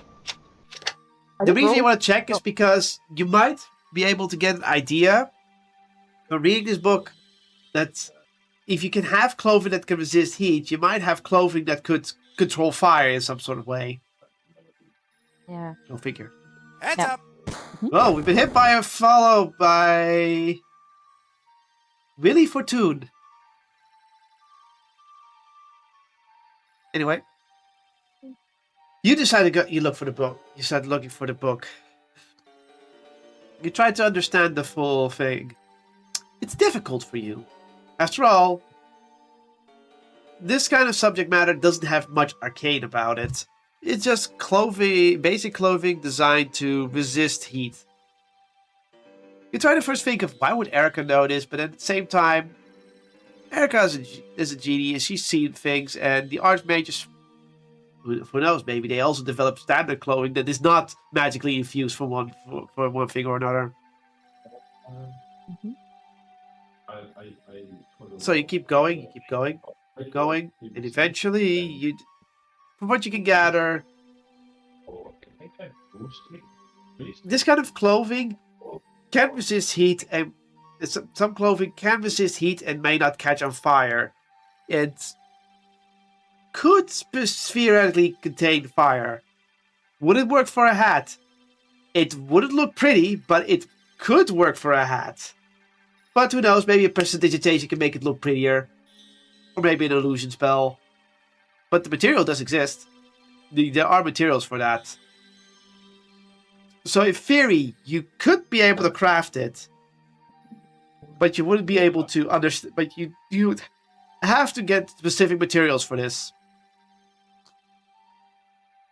And the best one you can Because it's think of not is the fire with- a specific type of cotton fiber that that can only catch fire at higher temperatures than normal fire can give. So it's still burnable, but you need to have very high heat. And doesn't smother the fire. So it's still a breathing material. It does resist heat, but it doesn't resist heat the best. That's all you know. But it's a specific cotton fiber. That is good to know. Probably also not something I can find in this realm, but it's good to know. Or I should ask Erica as soon as she's conscious again if she has a stash of cotton somewhere, by any chance.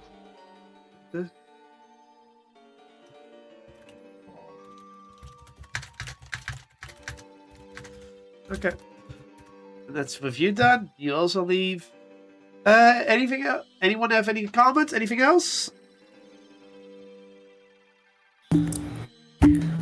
Nope. Okay, thank you. Oh, I just look fabulous. Eventually, the time rolls around and you all exit the library.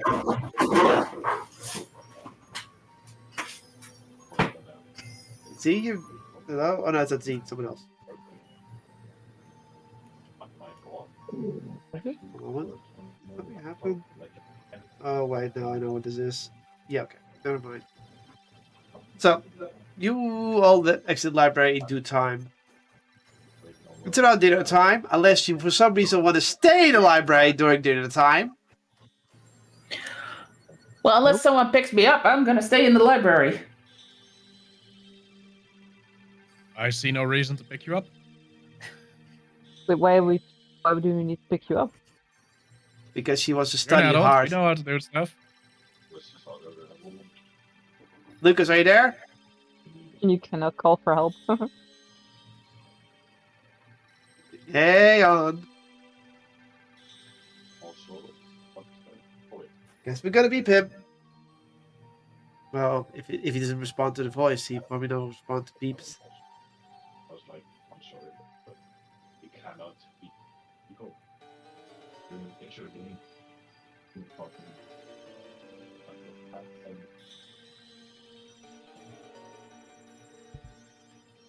Huh. Well, guess he's still. I guess he's still not there. Could So. try an old-fashioned Discord call. Can one of you do that? Because I can't do it right now.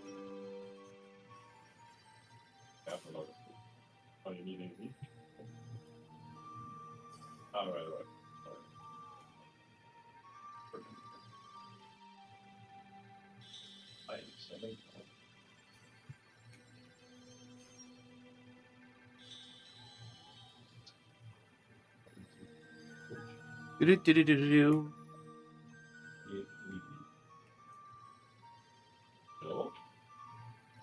Oh, he's calling.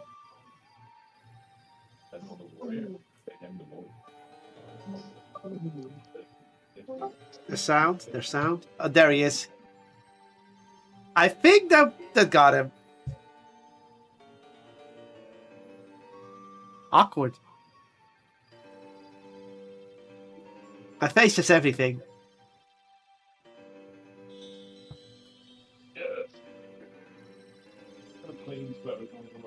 Yeah, because I need to know. In the meantime, let's just go with who's here right now. Alona, when you get out. Erica's still up. Hey, Moon. How'd it go? I got some grunt, so I don't know. I said wakey wakey, we're waiting for you. Okay. I think he just had an oh shit moment. Well, considering that he's not back yet, I don't know how much I reached it.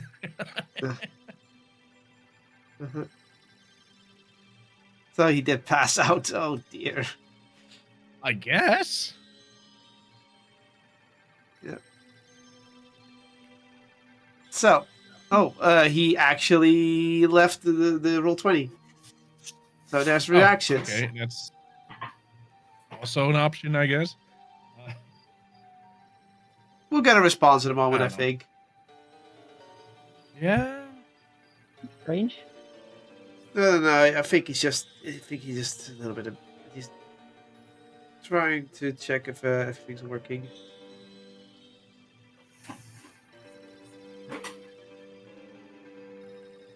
Okay. Yeah, so Alzias, Ilona, you come out of the library, you do see Erica still flat first on the ground. And the fairy is just sitting, it's just hovering over her, looking at her, doing all kinds of little drawings over her. I needed Erica anyway. Are you gonna try and wake her up? I am going to. Yeah. Okay. I grabbed my water skin and unloaded fully over her face. Oh, that's an idea. Yep. She looks at. The water drips from her face, and he goes. Eyes slowly open. Good morning. We're going to have dinner. You want to join? Good morning, we're going to have dinner. Did you really just She looks at you. Either I'm still asleep Nope. or elaborate. He changed his hair. We are going to have dinner. Right. Yes, he changed his hair. Let's go. You see the Let's fairy go. grinning. He's like, I was about to draw something funny on your face, baby. He's like, and you didn't have the courage to finish it. He's like, well, it would have been funny, but then I also figured that your reaction could be not that funny, so. Vacate. Vacate. He slowly raises up. Fine. Dinner it is. Apologize for making you worry about me and. Wait, how long was I out? Worry. Oh, you were out for a bit, but you know, you can't die here, so it's fine. Right. Logical. Logical. That is why Also, I did it. I read something about rings called Temp and Sure. Sound interesting. You know about So the what do you wanna rings, temp and chur. Oh, Oh yeah. But what are you going to eat?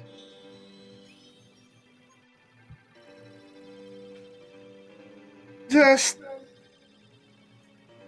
make something I do not mind. Okay.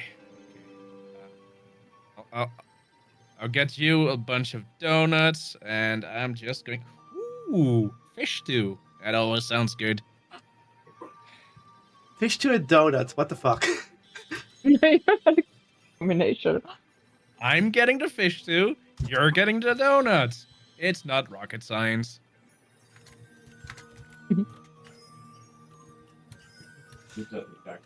And I have a question for you, but it can wait till after dinner. Oh, you also have questions for me. You must Well- have found some interesting things very deep within my experiences. We had to save up our questions because you were not available. So yeah. Yeah, so rude. So you simply let me rest on the cold floor. On one hand, admirable. On the other, even I would prefer a bed. On the other hand, I can also understand there might be other concerns because you might be awake. You know what? I'm just grateful. If you wanted to sleep in a bed, you shouldn't knock yourself out on the cold floor. You know I what? thought you were wise and stuff.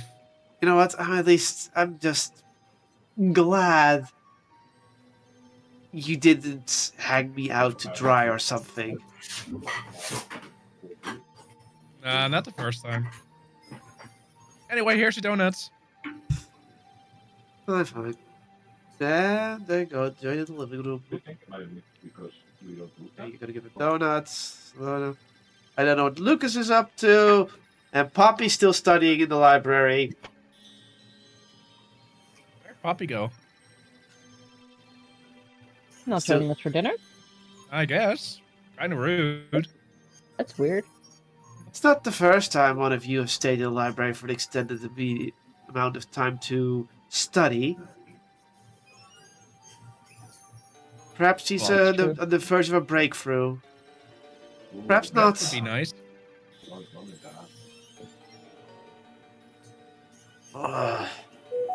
That's the thing. These donuts taste fine. Good. He seems a little bit sore. I did push it a bit too far. All right I then. think. Your questions. Go ahead.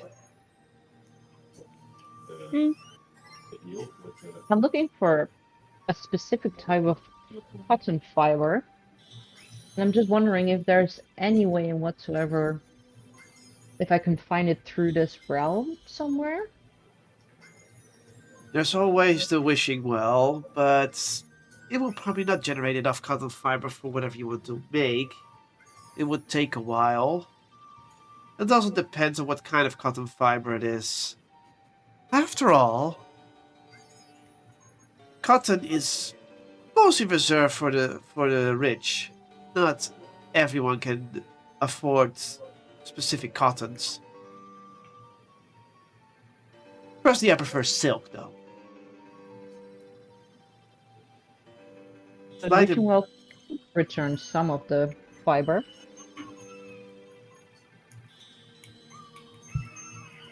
I could check how much it can create per day.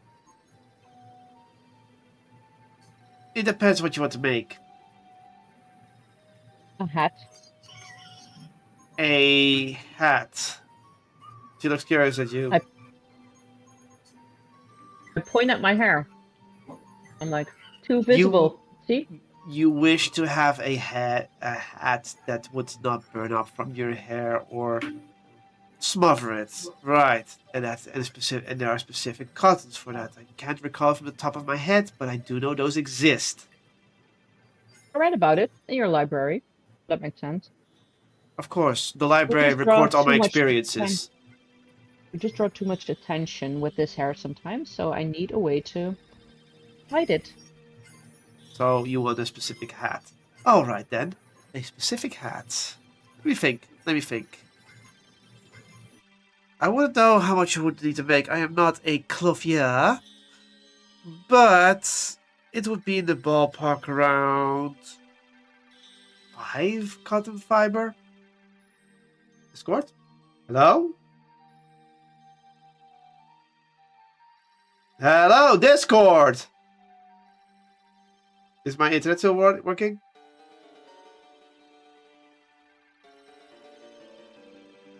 Let me check whether the internet is still working.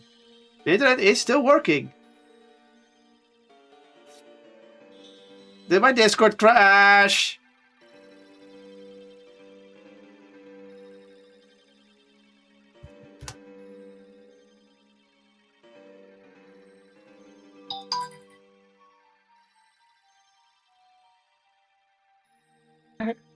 Oh, Cod returned first.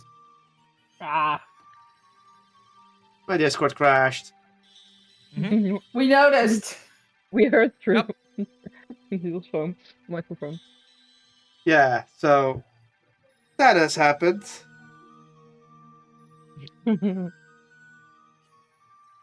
Okay, so she would say it would take about 5 units of cotton fiber to get enough cotton fiber to make a reasonably sized hat.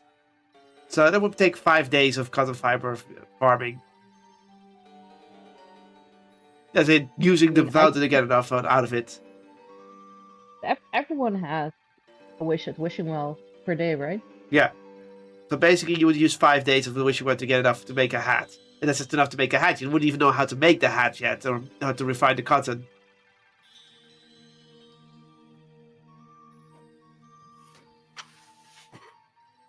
Yeah. And that's also her So- estimate. That's not, she doesn't know. Well, I am gonna ask everyone for help.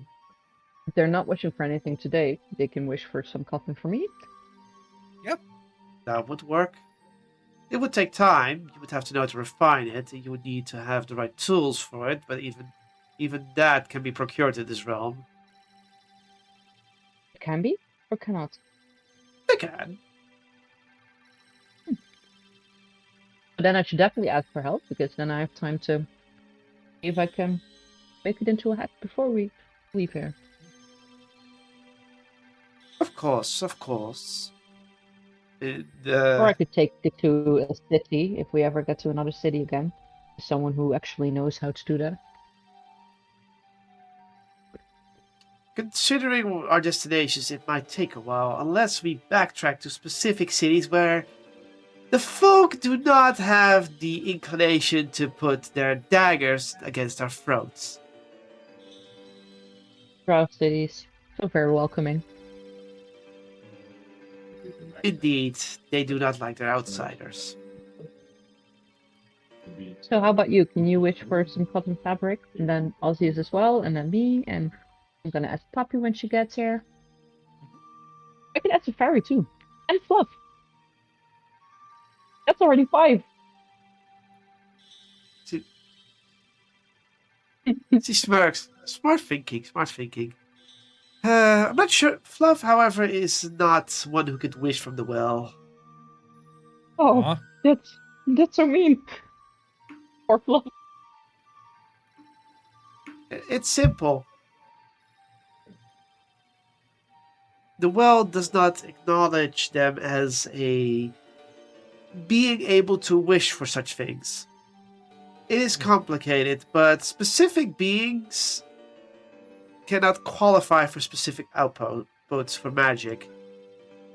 It's like you know that a rabbit will never be able to cast wish itself unless it's a rabbit familiar, and even then that goes via a wizard. So then the rabbit has to take on different traits. And when they become a different traits, they become a humanoid race of some sort, or a species of humanoid. Then they will be able to do so. Alright, I'll just ask Lucas then instead of Fluff. And you see the Fae go like, "Oh right, about that. What What? did you? Oh, I was just gonna say, funny enough, that I already wished for a cookie, but that's not true. I didn't. I have not tried it yet. I was gonna do. I was still thinking about it. You're making me give up something fun, you know." Hmm? Are you proposing she makes a deal? No. I'm just gonna do it anyway. After all, I still have 6 other days, and I don't think I need 7 things. They only need like 3 things. But at the same time, it would just be funny to see what kind of hat she makes. Easy, go on. I have a sneaking suspicion, but I will not pry.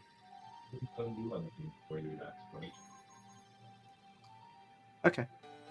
So,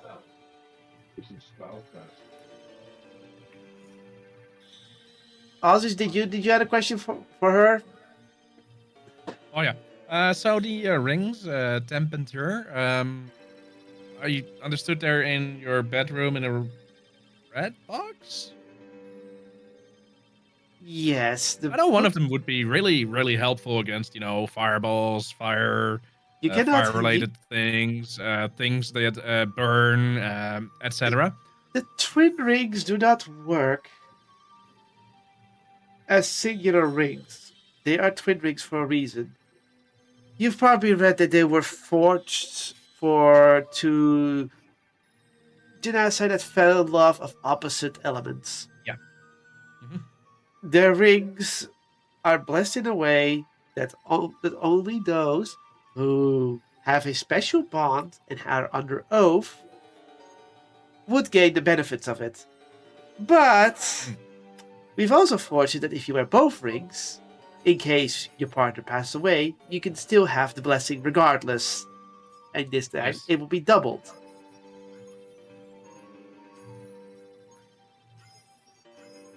That is why we did.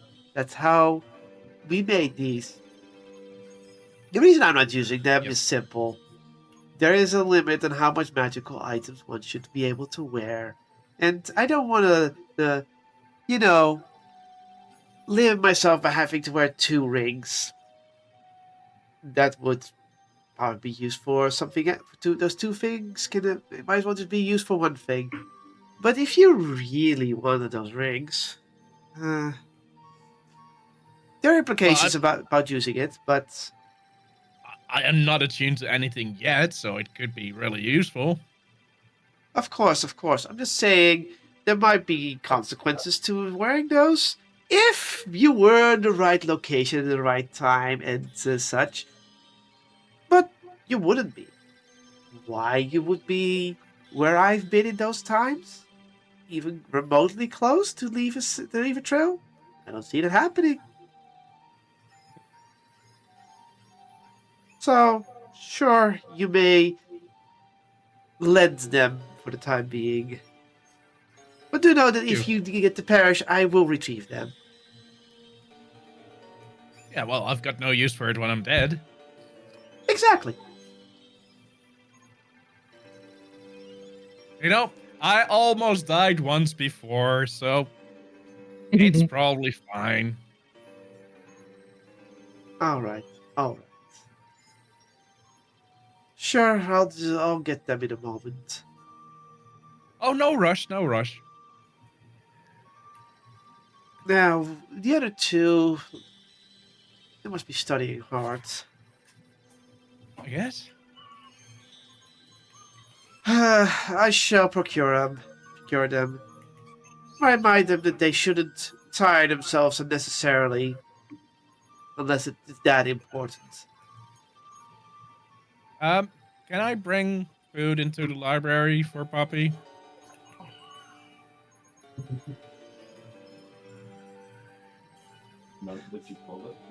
Preferably not, but it is possible. Okay, I won't. They'll get hungry eventually. She said Besides, she's going to prepare them, right?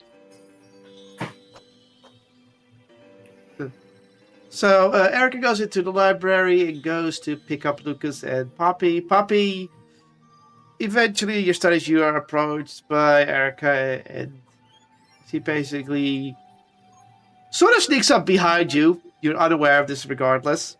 Yeah, let's roll for this. If he goes. Continuous studying, aren't we? Or well, she makes it look like she goes eep, but of course she doesn't have a voice, so she just doesn't make it. So she whirls around. Oh, hi. Right. It is around dinner time. It would be wise to eat and rest, unless you wish for fatigue to rack you the next day. Oh, okay. Yes, I should. Can I take this one from the library? He holds up the book.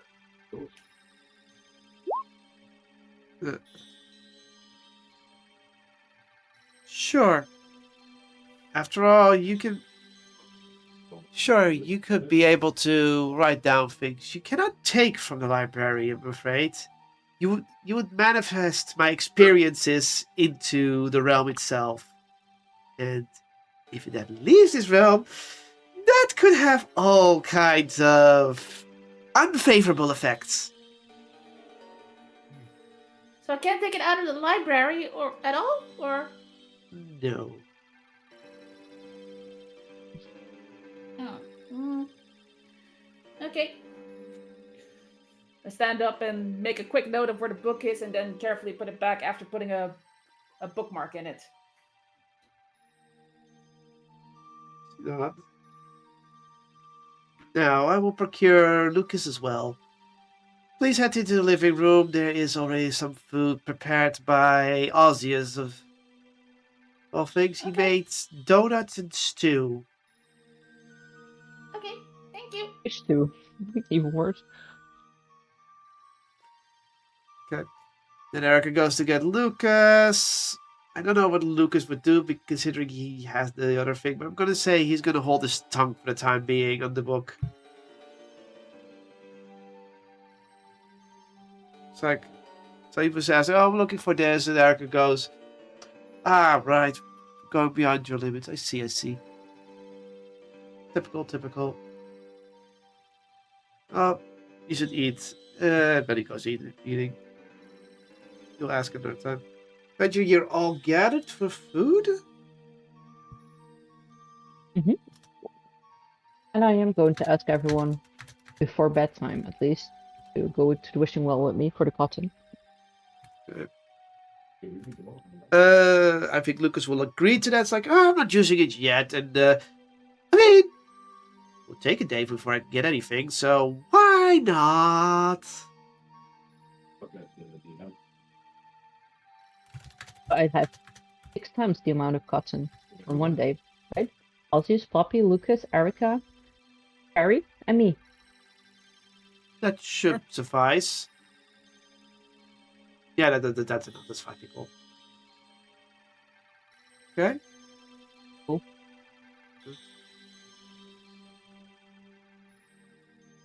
So the cotton you will gain is called. Here it is. Fire bramble cotton. Fire bramble. Bramble? Bramble. Bramble. Grumble, grumble.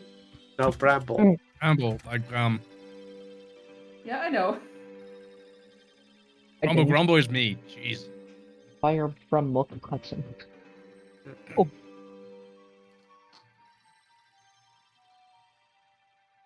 Yay. Well, thank you everyone for the help. I mean, it will benefit you as well in the end if it works. If I can make that Exactly. out of it. I'm not surprised it will.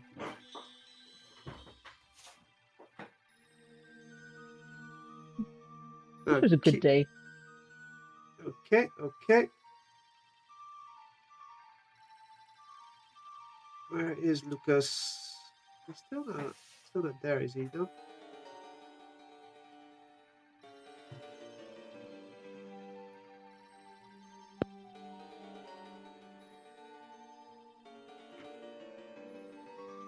No response from him.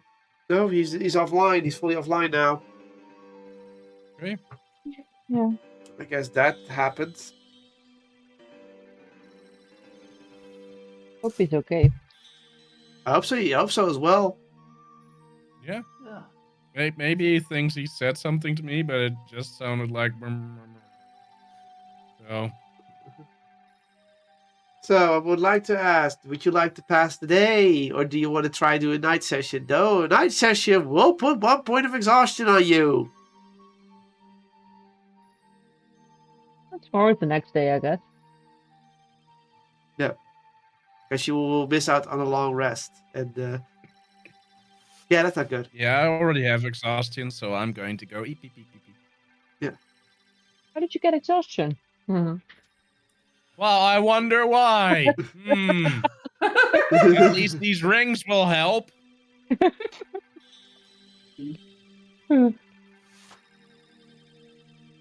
Okay. So the next morning arrives. You all decide to gather for breakfast.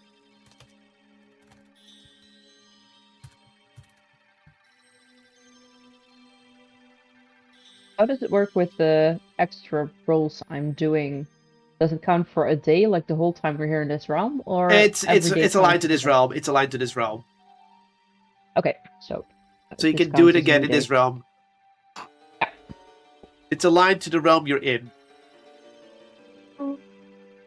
So yes, technically, if you want to be a cheesy little person, you could be in the material realm, and then jump in here for a day, and then come out and have another role. Now, you could do that, but that requires a lot of costs.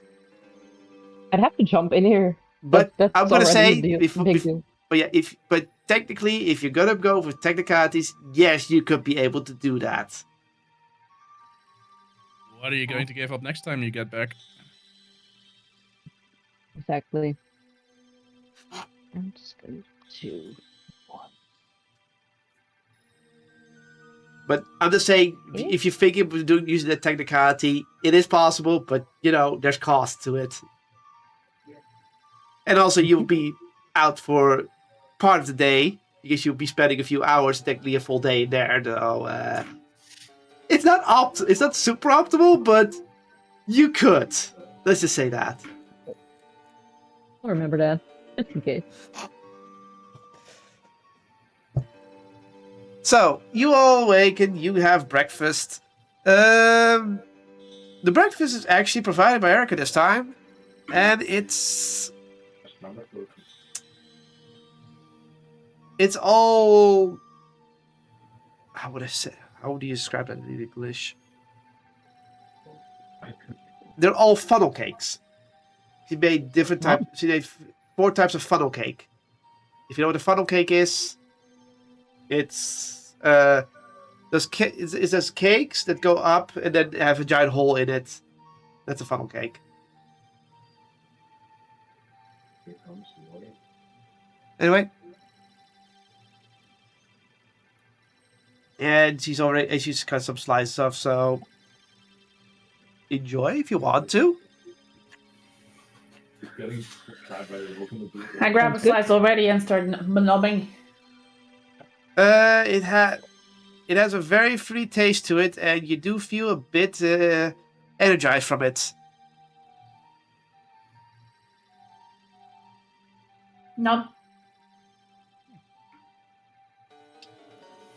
So, Osseous, Erica motions to you. Erica motions you over. Come closer. Yes. She holds her fingers out, and in it there's two rings. One red, one blue.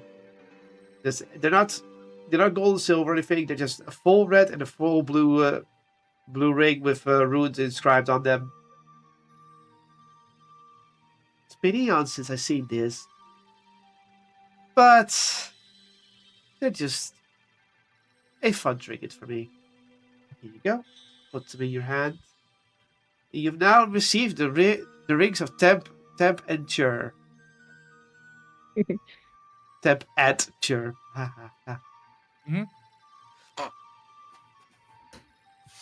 I'm sure I'll get the specifications later. Yeah. But they're Well, the very time for me to standard. attune to this. They put them on. Ah.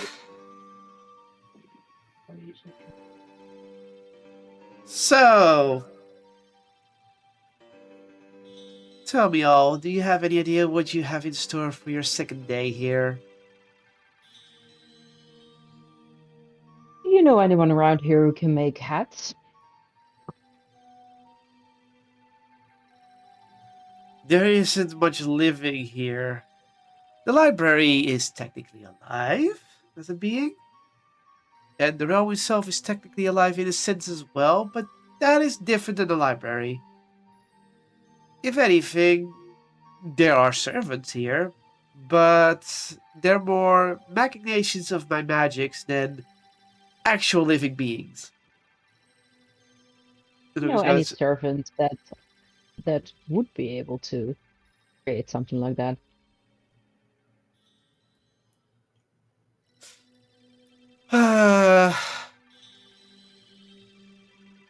I wouldn't say so, as I have no idea how to do such a thing.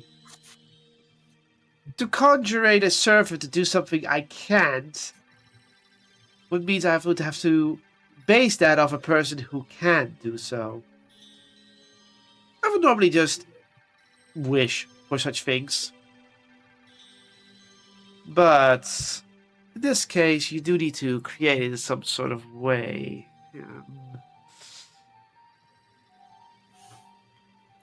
Perhaps. I mean, I know. Perhaps what?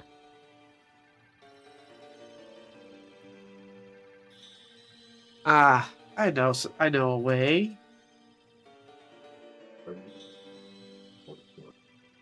And she looks at the fairy. The fairy's like, "What you look at me for? I can't make hats." No, dear, but you might know. Maybe a chipmunk of some sort that could fashion a hat. Or maybe some mice. Or some sort of fake creature. I don't know. It's like, oh, you're saying I should summon someone to do that because the Fae probably have such, like in fairy tales, right? Of course. That would make sense. And he's like, hey, you're gonna permit me to do that, right? As much as I pays to tell me, yes, I would do so.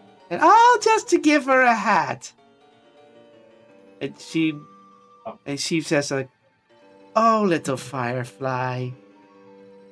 There's more to that than you know it. She's like, oh. Can't hide anything from you here, am I? It's like, just because I was not conscious for it doesn't mean I'll find out eventually.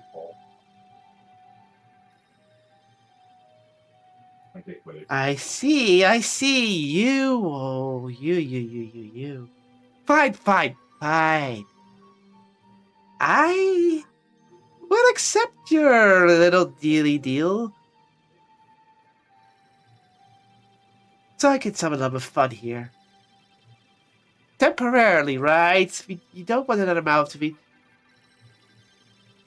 It depends. It depends! Oh! Playing with... Yeah, you don't have to say it. Fine. Ah! Ooh, you're very good at this.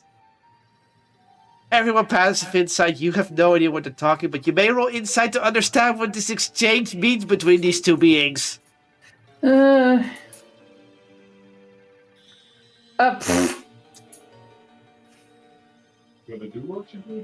I can't roll for Lucas, so whatever. Elona, from what you can gather, the two can both make funny deals because, you know, they're that kind of creatures.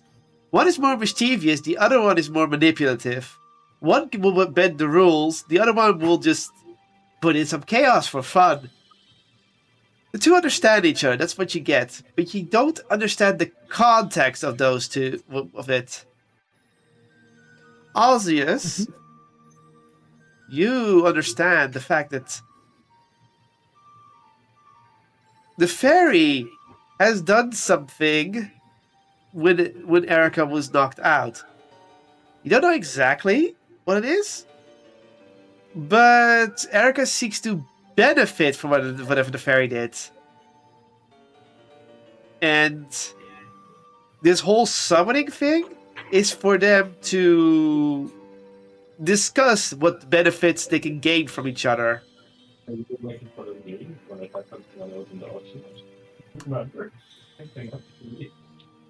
Poppy, with an at 20, I think you understand most of this. Basically, the fairy has something that Erica wants, and she procured it when Erica was knocked out. You don't know when Erica was knocked out because you weren't aware of that in the beginning. But the fairy did something in this realm that Erica seeks to benefit from heavily. And from what you can tell,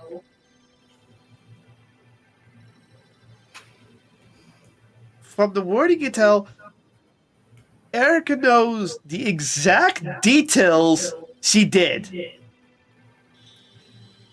And the fairy also knows that. So she knows what the fairy exactly did. So you piece it together. And the fairy doesn't, and the fairy on the other hand knows the fairy knows that Erica can't do shit about it. She knows that Erica's gonna play a little game with her to get a benefit, and she's just disguising this as a way of summoning someone to make a hat. But there is way more implication to that. The deeper implication is beyond your grasp, but you do know there be shenanigans around. Yeah. That's all. That's all you can gauge. Great.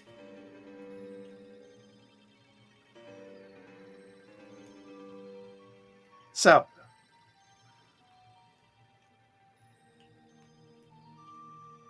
you know what those two are up to for the part of the session. So anyway, Causius, what do you? So you now have the rings. What do you wish to do? Is want to know what kind of plans you have for the next day. Guess I'll train.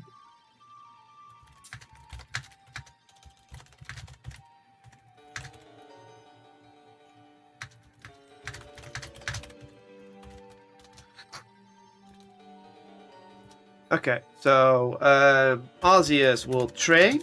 Don't know how you're gonna train. Hello, what are you doing?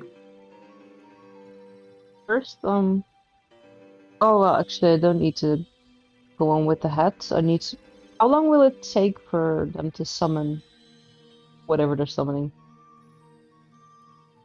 From that insight, you're gonna tell they're gonna be busy all morning because they want to get the best results.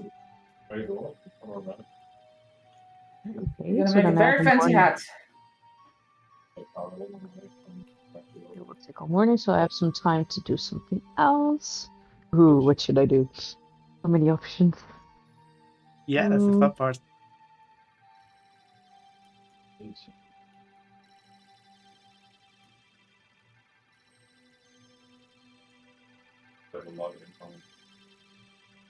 Is there any way to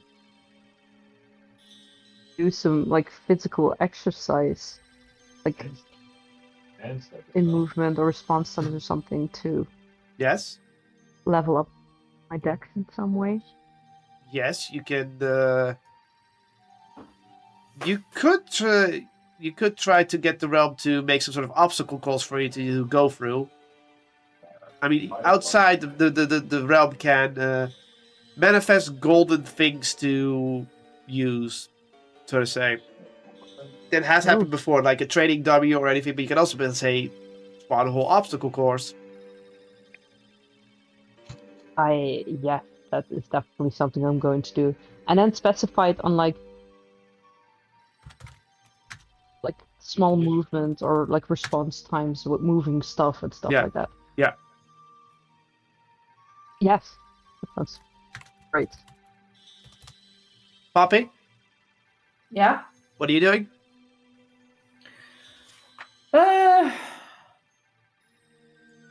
It's a good one.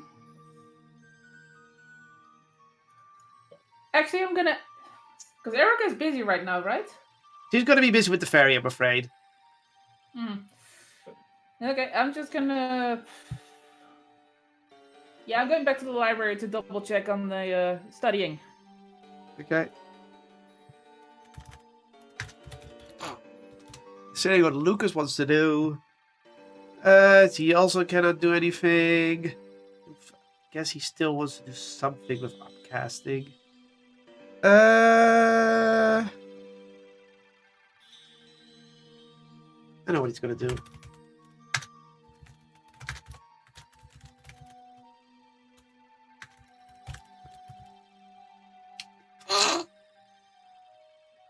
Set it up. Alright, alright. We still have some time, so let's start setting things up. Asius, do you know what kind of training exactly you want to do? Because I want to see what the easiest roles are so we can get those done at least. Yep. First, I would attune to the rings, and then I would go for the training. So the tuning would take, I think it was a short rest per item. So that'll take me out for a while. Yeah. Or you can wait with attuning for today and do it during the night so you can tune the next thing to use next day. You're being way too smart here. Okay, I'll do that.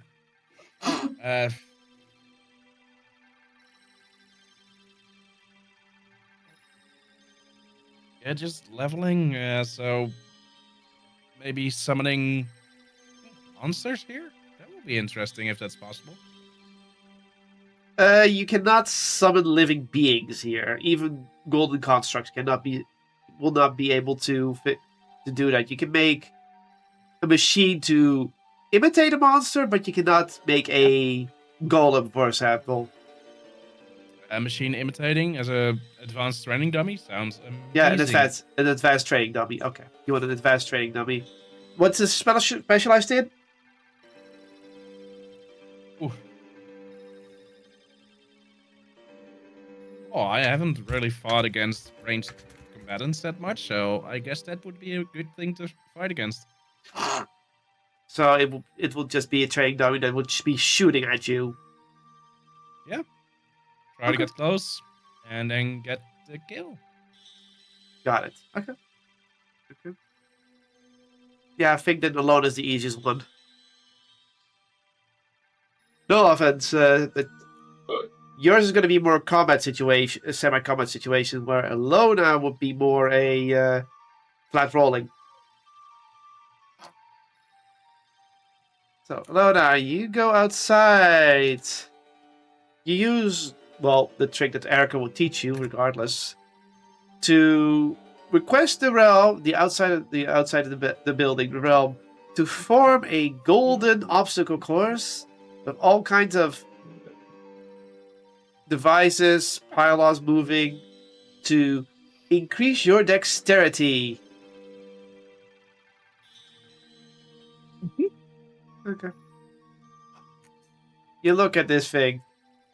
You have to climb, you have to move, you have to keep your balance on thin things. Moving pieces of golden rope that will sway in the wind. Incoming golden logs that fly towards your head to knock you off your balance. All kinds of things. You take a deep breath and decide to go for it. The obstacle course, I will say, has 6 obstacles to overcome. Fail once, and you have to decide to either redo the same obstacle or start fully over. I will not tell you what kind of effects these have. These are hidden. You have to decide. If you fail, do you start the whole thing over? Or do you just redo that one thing? That is all. Hey. You're gonna have to think. You're gonna have to think logically as a player. Will you get more benefits for doing the whole course in one go? Maybe. Maybe not. Maybe not, depending. Will you be more tired if you keep attempting the whole course over and over? Possibly, but it also depends on the outcome. These are the things you have to consider. So, are you ready? Yes. First Oh, the obstacle. obstacle course would be so easy as a fairy dragon. First obstacle. Roll me a dex saving throw. With advantage. This is the first one. This is easy.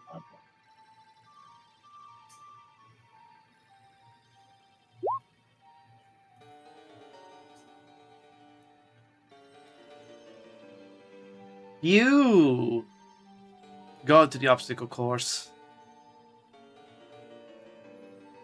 You jump up to the first platform. The next one. You feel it shaking, trying to fall off your balance. Easy. You jump over it. You go up.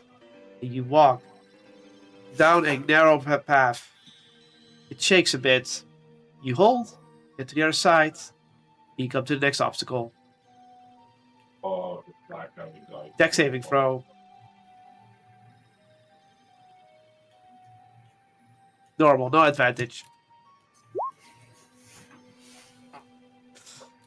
Yep. This one involves simple platforms to jump over, but sometimes from the side of the wall, pylons stick out to knock you off your balance. You study the patterns, you go for it. You almost misjudged it a few times, but you avoid it. Jumping for the next one, jumping for the next one, jumping for the next one. And eventually, you reach to the third obstacle. Please roll.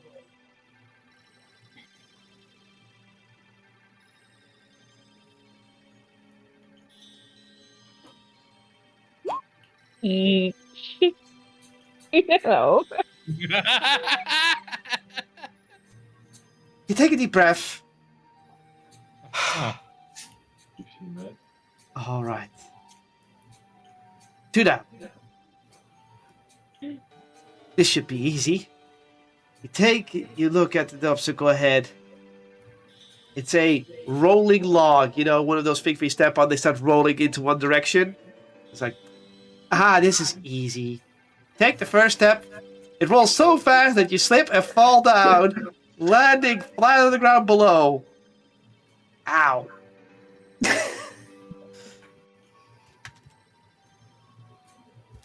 You take...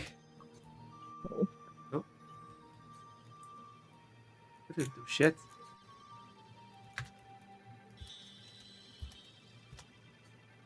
6 points of bludgeoning damage from falling from 10 feet high. Ouch. Yeah, ouch. Well, I guess I didn't expect it to be easy. Would you like to retry the whole course, or are you gonna do this obstacle? I'm here for training, so I'm gonna redo the whole course. Okay, first obstacle again. Roll for advantage. I could help, I guess.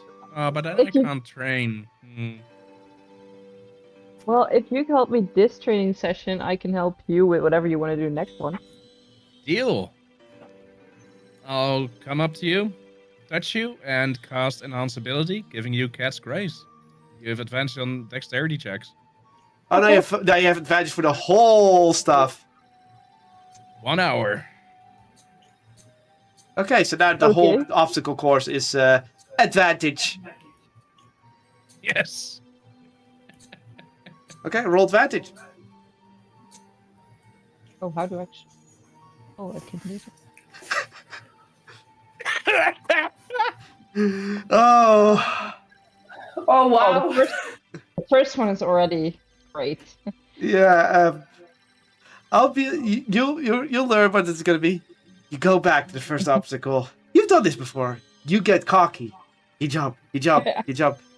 You almost fall off. No. Correct course. Jump. No. And you barely make it to the second obstacle. You barely make the check. It is that low. Yep. But let's just say Wait, it you was said- lower. Bye. I made it? How? Wow. It was a low check. The first obstacle is a very low check with advantage, so you're most likely to get through it regardless. Cool. Okay. Second one. The second one, roll please.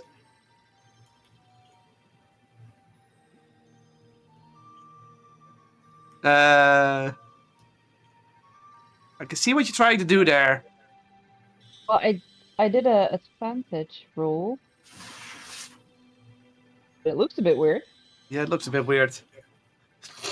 It's correct, though. It is. Yeah, it is. No? Yeah, Yeah, you keep. it is correct. Oh, it's taking The- an average, not the advantage. No. Yeah, No, it came out really weird. Take the advantage. But it is correct, because the highest roll was 18 minus 3, so 15. Yeah. But that's strange. So 15. Are we go? We're lucky with that. We can find the glitch. Yeah, it is. It's 15. You jump. You go for it. You go through the obstacles. You've been for this. Go. Yes, that one. Here, left, right. Duck, jump. You made it. No sweat. Third obstacle, again. Oh dear.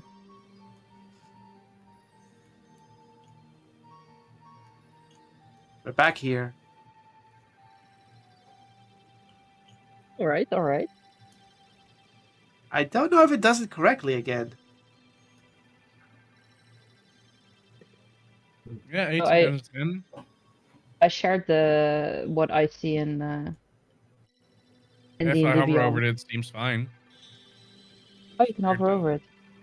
Oh yeah, you can hover over it. Yeah. So it just takes the highest one and then Yeah, modify okay. it. That's around 15. You're back here.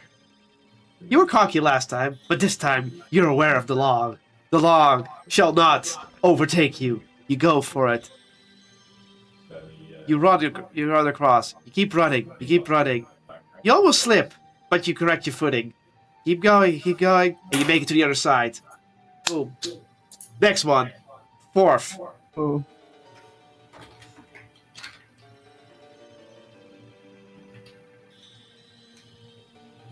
Oof.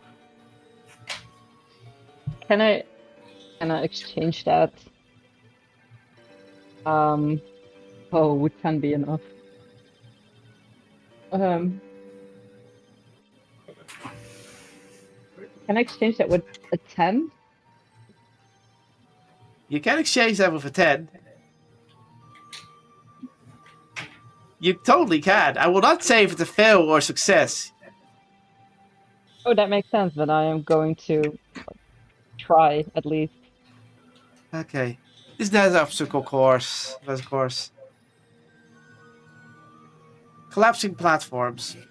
You have but a second to make to the next one before the platform below you opens and you fall down to your doom. You go for it. You leap once. You leap twice. You keep going. Keep going. The timing's shortening. And at the last one, you're about to jump and the trapdoor opens and you fall down the obstacle, down to the ground. Ah. So close. By the way, real quick, I'm not sure if what you're doing is advantage, because it's 18 plus 9 plus 3 divided by 2. Yeah. That's how I get to 15 anyway, based on what I'm seeing here. No, it's correct. It's correct. The weird thing is it should be -3, but it shows +3 for some reason. Yeah, I that's rolled why 18 and 10. Both -3, so 15 should be. Yep. Nice.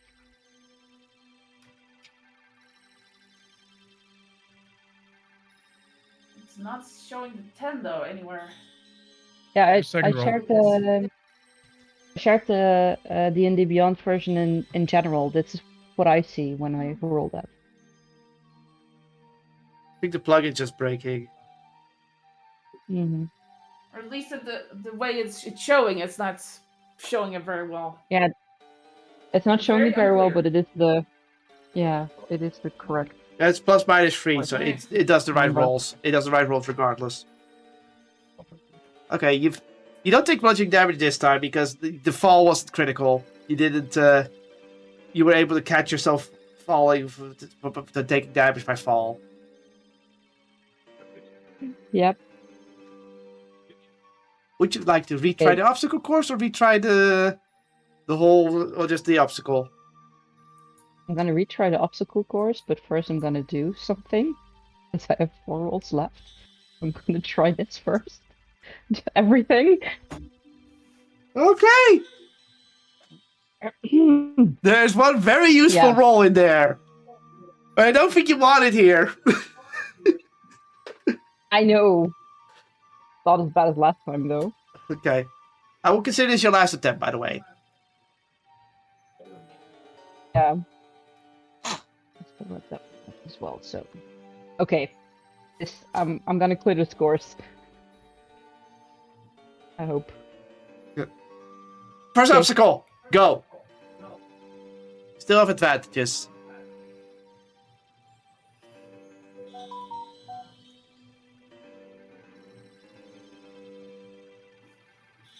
Did you really roll 9 as your highest? Yep. Okay, well, just like before, you barely clear it. Yep. That is the clear number, by the way. Now I can tell you 100%. 6 is the minimal requirement for the first obstacle. Lucky me. Second obstacle. Oh. Did you really roll 2 nat ones? Uh-huh. Can I replace this, or is that one not replaceable? No, it is replaceable. Advantage. It is. I saw the same thing happen in D&D Beyond. Yep. Yikes. No, you can exchange it for one of the numbers. Thank you. Oh my god. Which number though? What's up with nat ones? Like, 14. The 14. Yeah, okay, you succeed. Move on. God. No. Come on. Like, I have advantage. How is this happening? Yeah, I know.